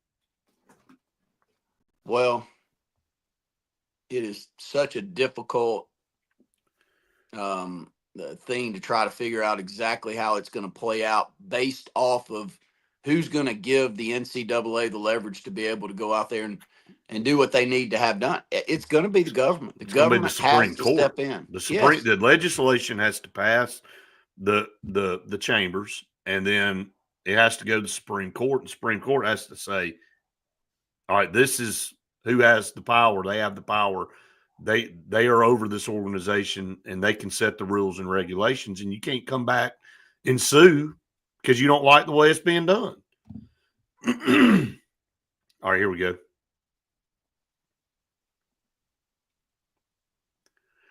Welcome back, everyone, to the Saturday Sports Countdown presented by JR Sports Bar and Grill and Sunshine Heating and Air. About 30 minutes left in the show today. We appreciate all the comments and everybody that's tuned us in this morning. Kind of shifting around here, talking about college. We just talked about the playoff and the proposal and the things that are churning about possibly a 16-team playoff. I thought Clay Travis had some interesting takes, and so did Charles Barkley this week on NIL. And talking about it being unsustainable and talking about just having money and deciding not to put money in certain places versus others. I'll start with Charles Barkley. Charles Barkley is one of the most notable Auburn athletes of all time. But he's the most vocal because of his job with TNT and all that, and on CBS during March Madness. So Auburn gets a lot of free marketing, so to say. They get a lot of free because Charles is up there and he takes every opportunity to talk about Auburn. And so that's awesome. It's no different Nick Saban on ESPN game day. It's the same deal, right? Mm-hmm. Kenny talking about North Carolina every time he gets a chance. Look, just is what it is. But what he did say is that he's not going to pile a bunch of money into the pockets of 17, 18, and 19-year-old kids. He ain't doing it, man. He's like, I'll give $10 million to this, or I'll give $10 million to this program or whatever, but I'm not giving $4 or $5 million directly to a kid that may not be here in 9 months. He said, I want return on investment. And he said, I'm not going to give it to something where there's only going to be one team every year that holds up a national championship trophy. He said, your chances are, he said, if that's really your ROI and that's why you're doing it, he said, obviously that's why you're doing it. He said, I'm not going to put my money in that. I'm not going to put my money toward that. So there's a lot of people out there with that stance, Randy. There's a lot of people that have the money that could boost a particular program that's deciding, I might as well go out here in the road and burn it. I'm going to get as much out of it as if I gave it to that kid. So I see their point, man. I get it. I try to put myself in their shoes if I were in that situation financially and I could, what would I do? I'm telling you right now, as much as I love Auburn, I'm not giving a kid $4 or $5 million of my money, for them to go play for my school where they can turn around in 9 months and be at somebody else's. I ain't doing it. Just not. Well, it'd be different if it was just your opinion saying that, because you're not the one and I'm not the one giving that $4 to $5 million. But I know the conversations you've had, Brett, and I won't bring names in on this broadcast, but let's just put it this way. If you were to name a handful of people that you would call on for the money for Auburn and some other programs, not just Auburn that you've talked to, but other programs, you have got a consensus, not no, but hell no, for the long term. Mm-hmm. Now, I may have to do it in the short term just to keep our team relevant, but am I wrong by that, Brett? No, they're tired that's of what it, you man. Heard. No, they're tired of it. I mean, they're tapped out. I mean, in Faith and I talked about this on the podcast this week. You can't keep going back to the well. Like Faith said this. She said, nothing's ever good enough. Nothing's ever enough. There is no limit. Let's just say you're a guy that's given $20 million to NIL. Hey, you think that the phone's going to stop ringing? Because somebody else now, hey, man, I need a little bit more because this guy, we got to have this linebacker. We got to have this wide receiver. Or, we got to go get this quarterback. He's going to make a difference. And it's just a constant barrage of begging. And I told you this a few years ago at a function. Coaches have turned into nothing but beggars. They're not up there talking about the program or, they will for a little while, but they've just turned into a bunch of beggars and saying, hey, I want. And it's because of the structure of the sport now. They have no choice but to go out there and ask and beg. If not, they're not going to be able to put the product on the court or the field that they need to compete. But shifting over to Clay Travis's comments, it's pretty much known out there that I think Texas spent between $30 and $40 million on this roster. Clay Travis is usually pretty level-headed. I like watching his stuff. He usually has a really good take on things. And he said, look, man, this is not sustainable. It is not. And he kind of compared it to the Berlin Wall. And when Germany, when they tore the wall down and you went from being suppressed in a communist world to being wide open, full-fledged capitalism, he said unregulated capitalism was almost as bad as being in communist, because now you've gone, the pendulum has swung so far to the other side. You got people out there selling body parts and organs and nuclear warheads, and there's nothing that you can't go out there and sell. And he's like, of course that had to be walked back. And because you got to be able to operate with some types of rules and regulations in society. Doesn't mean that you eliminate capitalism, but you have to operate under some guise, some type of umbrella that keeps people, from going crazy and from society going out of control and berserk. I thought his point was well made, and to me, I thought the cross comparison between that and in the world of college sports right now is spot on. You went from complete suppression and people having to hide things under the table to just wide open, Wild West, no holds barred, everything goes. Well, I agree with him. And it's the reason that I hope with great leadership, and you can like or dislike Donald Trump, but you can't question what I'm about to say. He's willing to take a stance and make a move at something that's been talked about forever. I mean, we've been talking about this nonstop on our programs for 3 or 4 years. I think nobody's doing 5. Yeah, but nobody's doing anything. At a certain point, it's like in our businesses, in the school systems that you help with, Brett, you can talk about it all day, but until somebody takes action, it's a total waste of time. And I get so sick and tired of meeting about the meetings and no action being done. Right. I mean, I've lived through that for far too long. And it's the reason that I applaud Donald Trump so much, is because if he thinks something, you can like it or dislike, but he's going to go full force at it. And now the opportunity, after giving that commencement speech at Alabama and seeing Tommy Tuberville and Nick Saban in the room with him, and knowing that both of those individuals understand what's going on here, and you've got one in the Senate and you've got one that's the elephant in the room, that if you put him in a leadership role, people are going to listen to him. Doesn't mean we all like him. I mean, look, you and I are Auburn fans up here talking about Nick Saban. Look, we haven't always liked Nick Saban over the years, but I do know this. I appreciate his judgment. I know success and great leadership when I hear it and see it, and he is that. We would have taken him on our side all day, every day. Well, maybe he's got a chance here to be on our side all the way around with NCAA and can be a leader that can hopefully get this thing to some type of leverage position where the NCAA can get some legislation through that not only helps the student athlete, but helps the coaches and administration all the way around. Yep.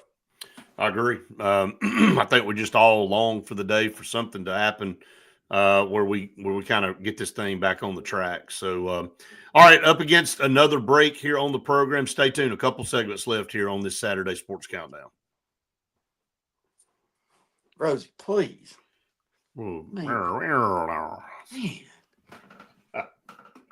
I mean, I heard her come in there. you can come in here and make more noise than you just did. Sounded like a Chewbacca, something like yawning and stuff. Well, Kendall, for one, he hears her scratching on the door. He knows what I'm in here doing. Yeah, and he lets her in there. Oh, yeah. Hell, that's a good idea. Let's put her Son of a. Yeah, sure. Come up here and put her in there. Yeah, just put her in there so she can make Chewbacca noises. So, if I was talking to somebody that I didn't know had several Chewbacca noises and making dogs in their house, like no question. Yeah, Copper's not in here. I got the door closed behind me. He's downstairs. But he's up here every every morning for the podcast. I see him. He's up here before I am. He knows what time it is. And he comes on up. He comes on up here and sits on the couch. I mean, he's there every morning. So he beats me to it. It's wild. Yeah, Russ, I think everybody agrees. I mean, it's a good comparison. I thought Clay Travis's tape was probably one of the better ones I've seen. Give me some comments, Brett. Yeah, we ain't had any since the whatchamacallit, since the alumni game talk. Yeah, it's pretty nasty outside today. Not going to be let's see what the weather says it's going to do the rest of the day. I say it's going to end by noon. Okay. Really? Good. This radar doesn't show that. But we'll see. Let's see which direction it's going. Yeah. Looks like it may be gone. Come get Rosie, please. In this area. Well, there's a bunch of it, isn't it? Man. I got 15 more. Y'all about to get some? I haven't watched it, Justin. I wanted to watch it, start watching it. I haven't watched it yet. Do you like it?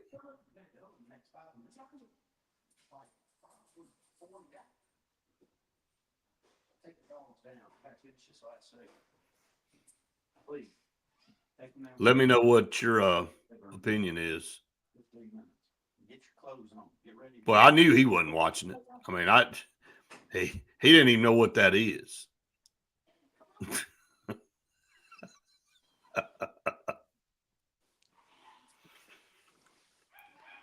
He wants to make a special trip down there just to go to Star Wars World, Justin. Who? You. Me. Yeah. He Justin asked how we were liking that new series on Disney Plus, Andor. Oh man, I mean, I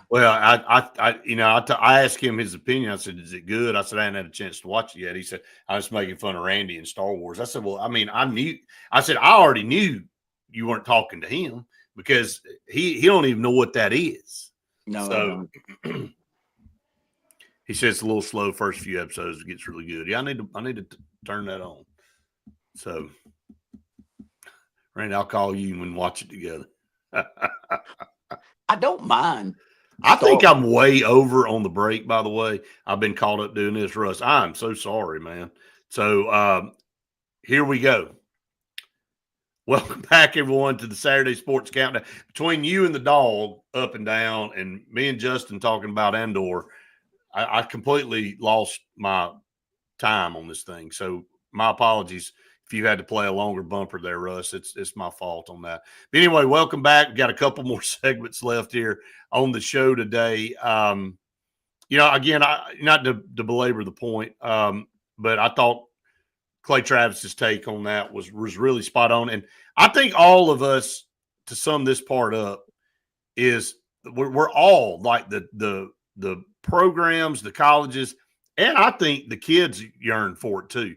Deep down inside, I think you brought up an example about Cam Newton should have got way more than the next best person on the team. And I don't think anybody's arguing with that. I think people that have a good head on their shoulders know that I can't be good or win a championship if I don't have that guy on my team. And so that guy makes us all better. I think most level-headed people understand their role and where they fall into the hierarchy on that thing. But that one person can't hold everybody hostage. They can't hold an entire program hostage and say, well, if you don't give me this, because you always talk about what's the market? Where's the market at? What's the high end of the market? Well, I mean, if somebody really wanted to, some of these kids have tried that, but they haven't had the leverage. They found out really quick. Like Nico, he could try to go out here, and he found out he really didn't have a lot of leverage, and then he ended up having to take what he could get. But if you took you used Nick Saban back in the day, what was, he could have just kept running that number up to a stupid amount. And I think he understands that wasn't good. Like, I will give him credit because he could have probably made way more than he was making. But he's thinking, long term, this is not going to be good for the sport that I love to coach. And so at some point in time, you got to say, well, I got plenty over here.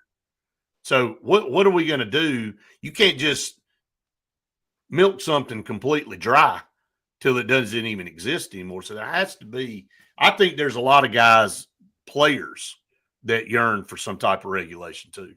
Well, I think it'll help them in the long run. And if we're even going to remotely act like academics is important, then they need to set up some stipulations through the federal government that put some standards in place that allow these kids that go to schools, and not all of them are going to be professional athletes. A vast majority are not going to be professional athletes. But, you know, I'll say this, if one of my kids or nephews or nieces were to get a college scholarship and they got the complete run paid for at a small school playing, say, softball, I'm just throwing a, Yeah, right. I mean, how glorious would that be?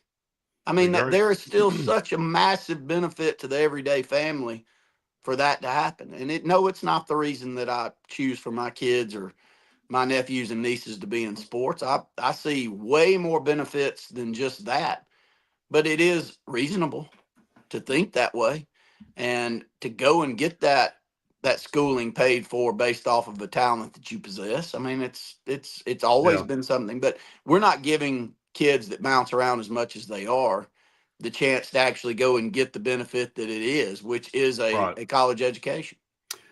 Jim said what we've said. I mean, and unfortunately, Jim, it has because of the way it hasn't been regulated.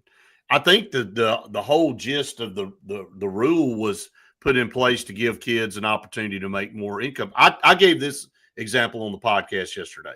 I was at Auburn. You were at Auburn. I was around these athletes, and yeah, they got a scholarship and they got a meal plan, but they couldn't. The NCAA had a rule where you couldn't go out and get a job.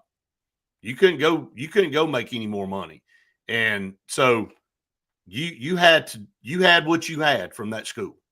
And a lot of these kids came from nothing. So they came to school with no car. They came to school with the clothes they had on their back and whatever the school gave them. Well, I'm just telling you, I've been around it.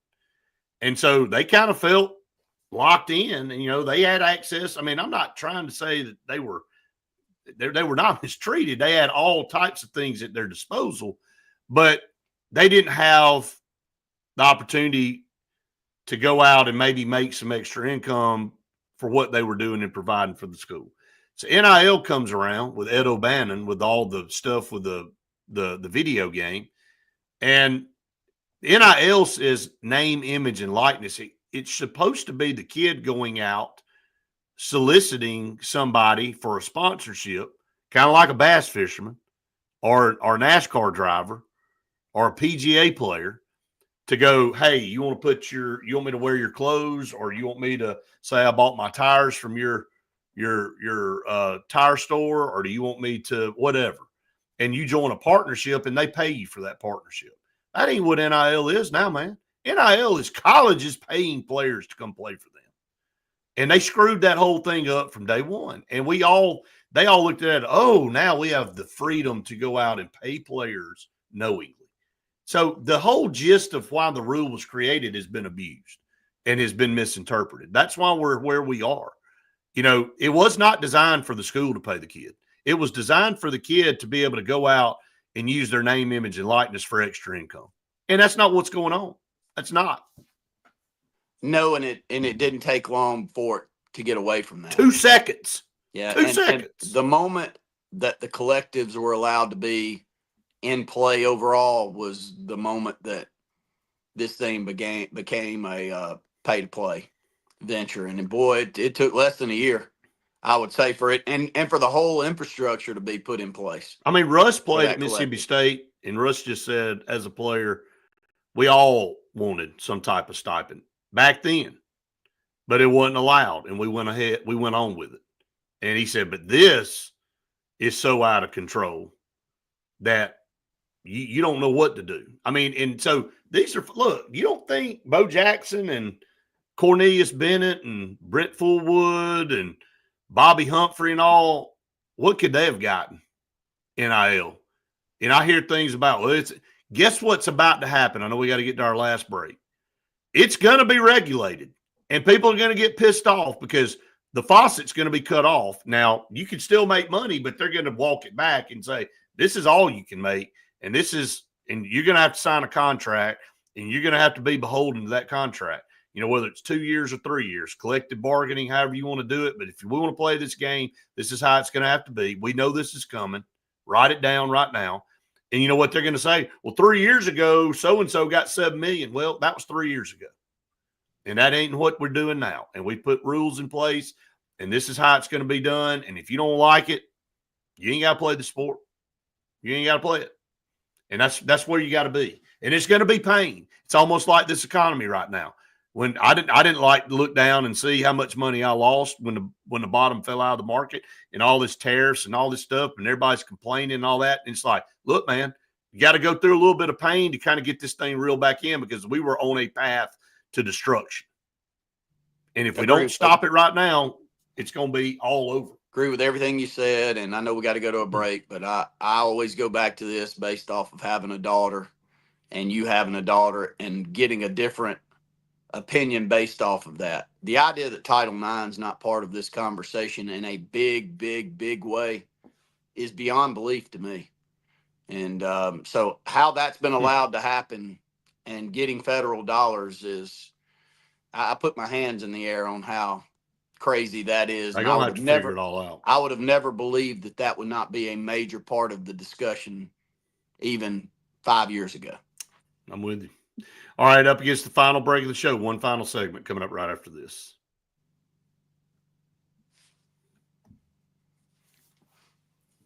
I mean, it's going to be painful, and then people are going to be pissed, and they're going to say, well, that's not fair, but that's what's coming, and they need to brace for it. All these countries with this tariff stuff, they're going, well, this ain't fair, and all that. You're right, but it ain't been fair for us for a long time, too. Well, if we don't start making things, I don't know how this country gets on track. I've been hearing that. You and I grew up. You've been hearing that since the 90s, man. We grew up in a community that was textile driven.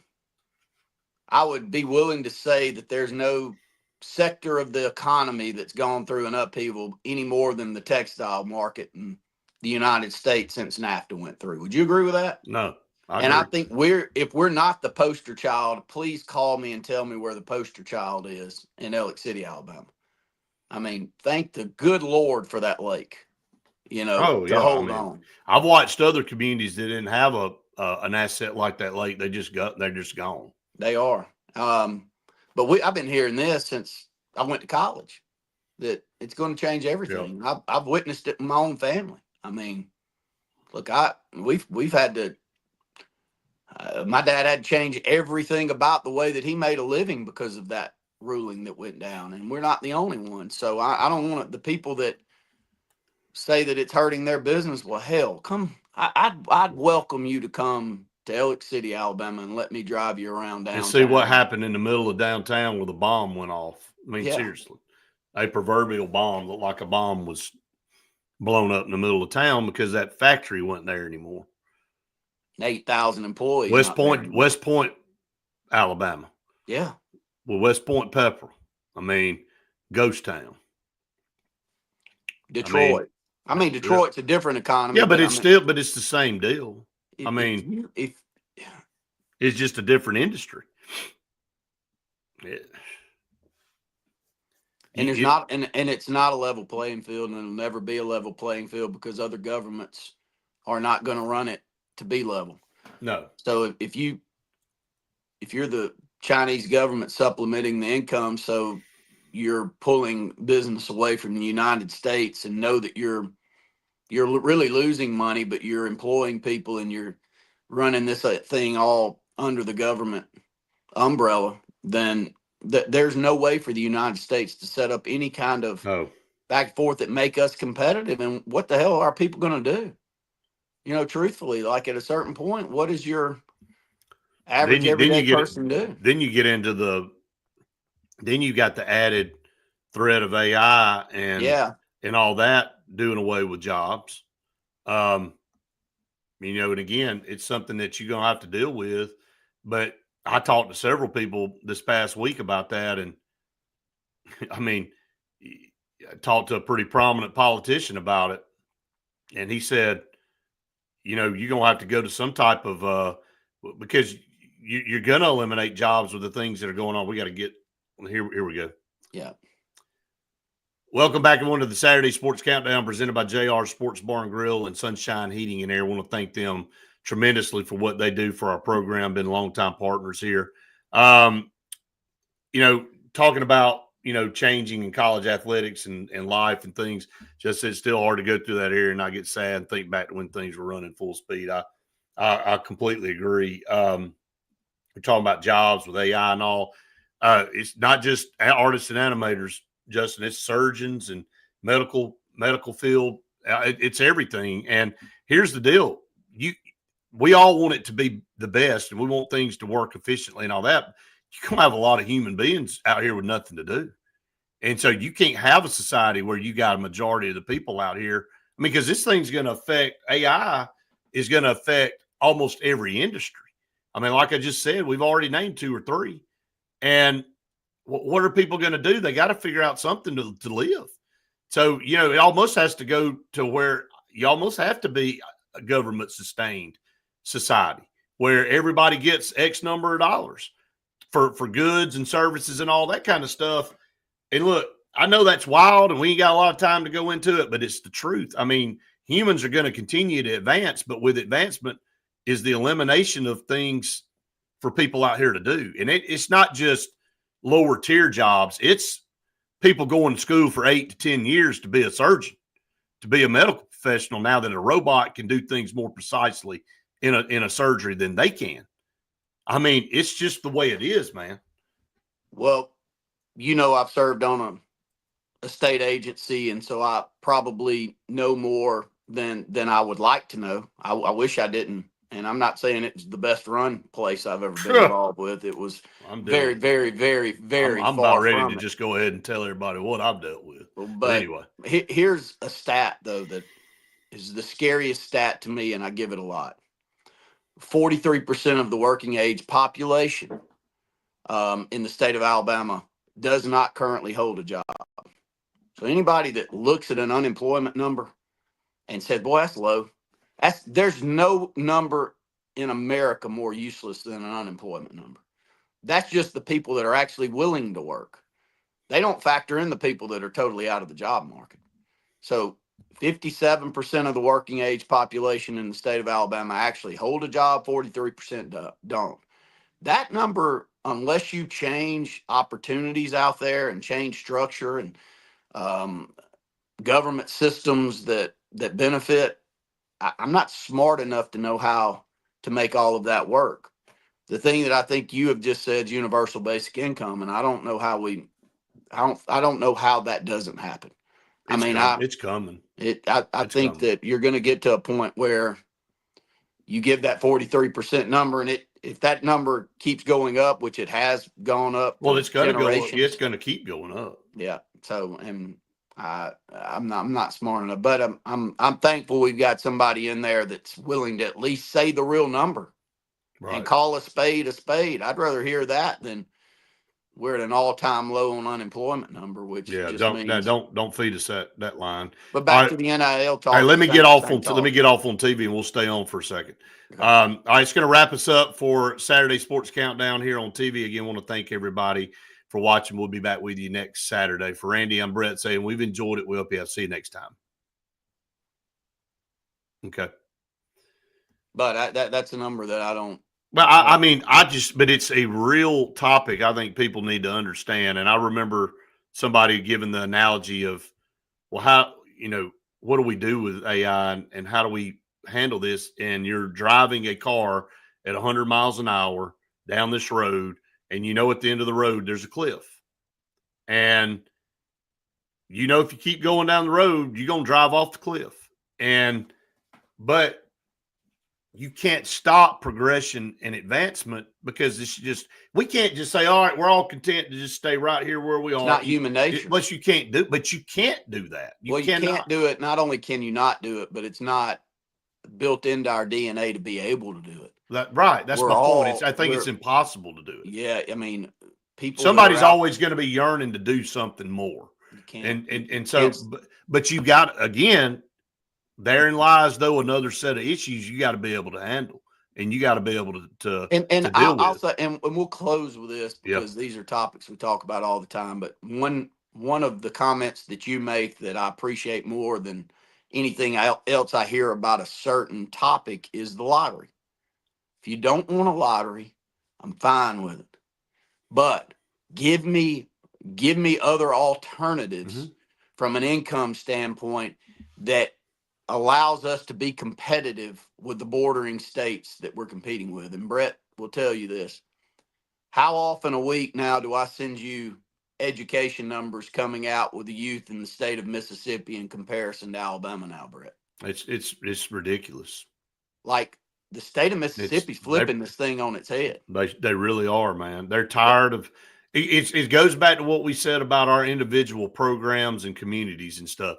At some point in time, you get, and we've given so many examples of this where we've seen communities turn their sports program around because they're tired of being mediocre, man. Yeah. And they're like, I'm tired of being told we can't do. So I'm about to show everybody we can. Well, Mississippi's been the brunt of everybody's joke for our whole lifetime. They always 49th or 50th in everything that's bad, right? But they're making good, and they're 40 and they're first, and everything's bad. So they're tired of that, and they're starting to change the narrative, and it comes with income and programs that are designed to make that thing change. And Alabama, for all the good things that they do and the things that we do, we have a lot of advancement. We're way behind in a lot of areas. We got a lot of excuses on why we can't make things happen. We're full of them. And if you don't like the way that the bill reads, well, hell, you're the one writing the bills.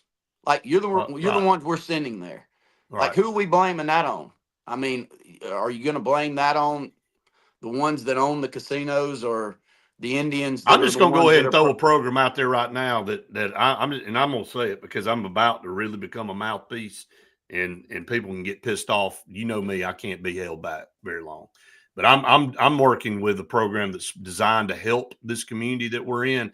I can't get anything out of Montgomery, man, and I'm about to let them know about it in a couple of weeks. They're all going to know about me, and they already don't like me, but they're going to find out a lot more about me in a couple of weeks when they come. And I hope somebody shows this video to them, and I hope they know what they're coming to when they come and meet with me on the 20th and our staff, because it's a joke. And I won't go into any detail. And I know they're going to come down here with an auditor mindset, and they're going to want to pick everything that we've done apart. And they're going to say, oh, well, what have y'all been doing down here? Well, they better get ready to hear their shortcomings too, because I got a whole list of them. Well, we until we get people in place that are willing to call a spade like you, then we're going to keep getting the results we get. And I'm personally fed up with it. But back to the comment that you made that I appreciate again so much. It's like, I'm okay with you saying that you don't like that. Fine. But okay, here's the 4 or 5 things I'm telling you we're not getting that X over here is getting. Right. So how would you recommend that we get somewhere closer to what they're pulling off? And it doesn't have to be that thing. It doesn't have to be the lottery. But come up with something. But give us something else. We just get a whole bunch of damn crickets. That's what we get. I've yet to see a backup plan. I've yet to see an alternative for, hey, we don't want this, but this is look at this option here. Yeah. And I mean, it don't matter if you're Republican, Democrat, Independent, whatever. At the end of the day, you should want what's best for your state and the people that live in the state. And we're not given options on that, And again, I think it's why you're seeing a shift in mindset of, at the end of the day, people have choices to make, and they can choose to live in this state, or they can choose to move to another community that has the assets and the tools to give their kids the best. People are going to go where they feel like they've got a better chance, period. They're going to be, you also say this, I never get upset with people making a personal decision on what they think's best for them and their family. I don't. And if you're selfish enough to think that anybody cares what you think about their family, then you just lost your mind. Don't care at all. And they just want you to continue to sit and but the swallow. conversation between states is really difficult. And I give this example all the time, and then I know we got to get off, but what it's going to cost Brett to send his 2 kids through college in comparison to what it's going to cost a friend of mine over in Georgia to send their 2 kids to college is light years away from one another. And I know both of them. I grew up with both of them. I know both of their kids. None are any smarter than the other.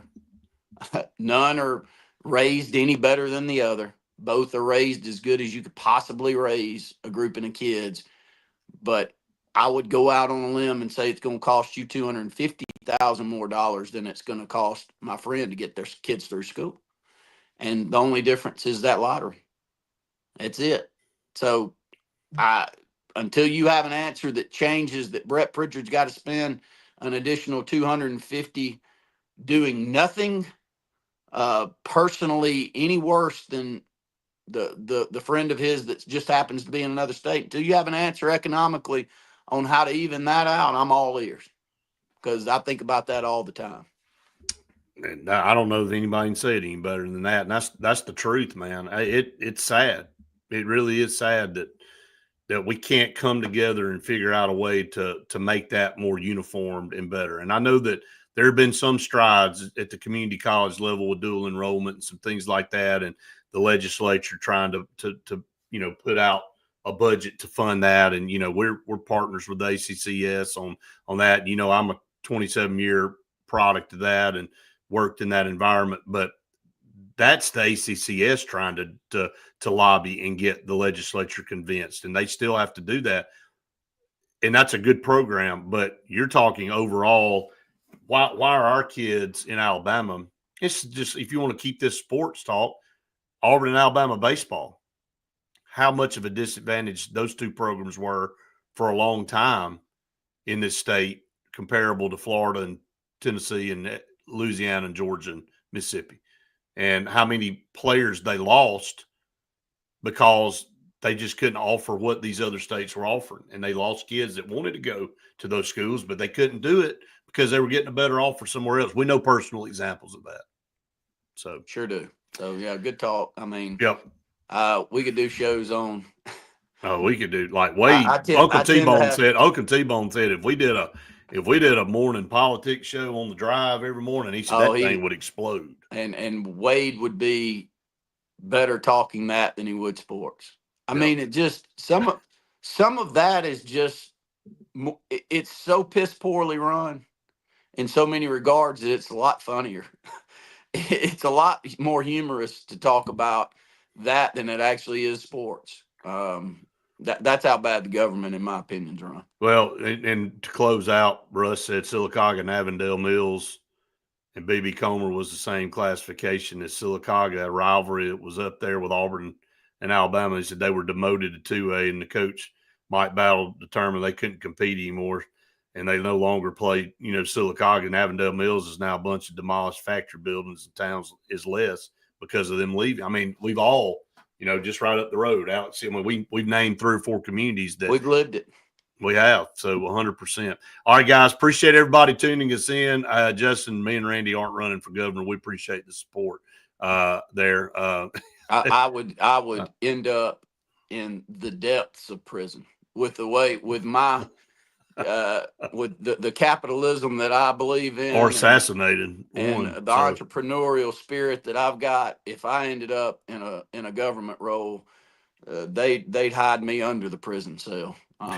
For what I would do. I already say that. That way I never have to do it. I'm just going to go ahead and be very vocal that I don't need to be the one that puts mine or my family in that situation. Right. Amen to that. So, if you want to advertise with us, by the way, as we close out, no question. You're more than welcome to. We'd love to talk about your business. Absolutely. We will promote it 1,000 times a day for sure. Okay. Appreciate everybody for watching and listening. We'll be back with you Monday morning for another Auburn Blitz podcast. Of course, our show each and every day at noon from 12 to 1. And then, of course, we'll be back next Saturday for another Saturday Sports Countdown. Hope everybody has a great day.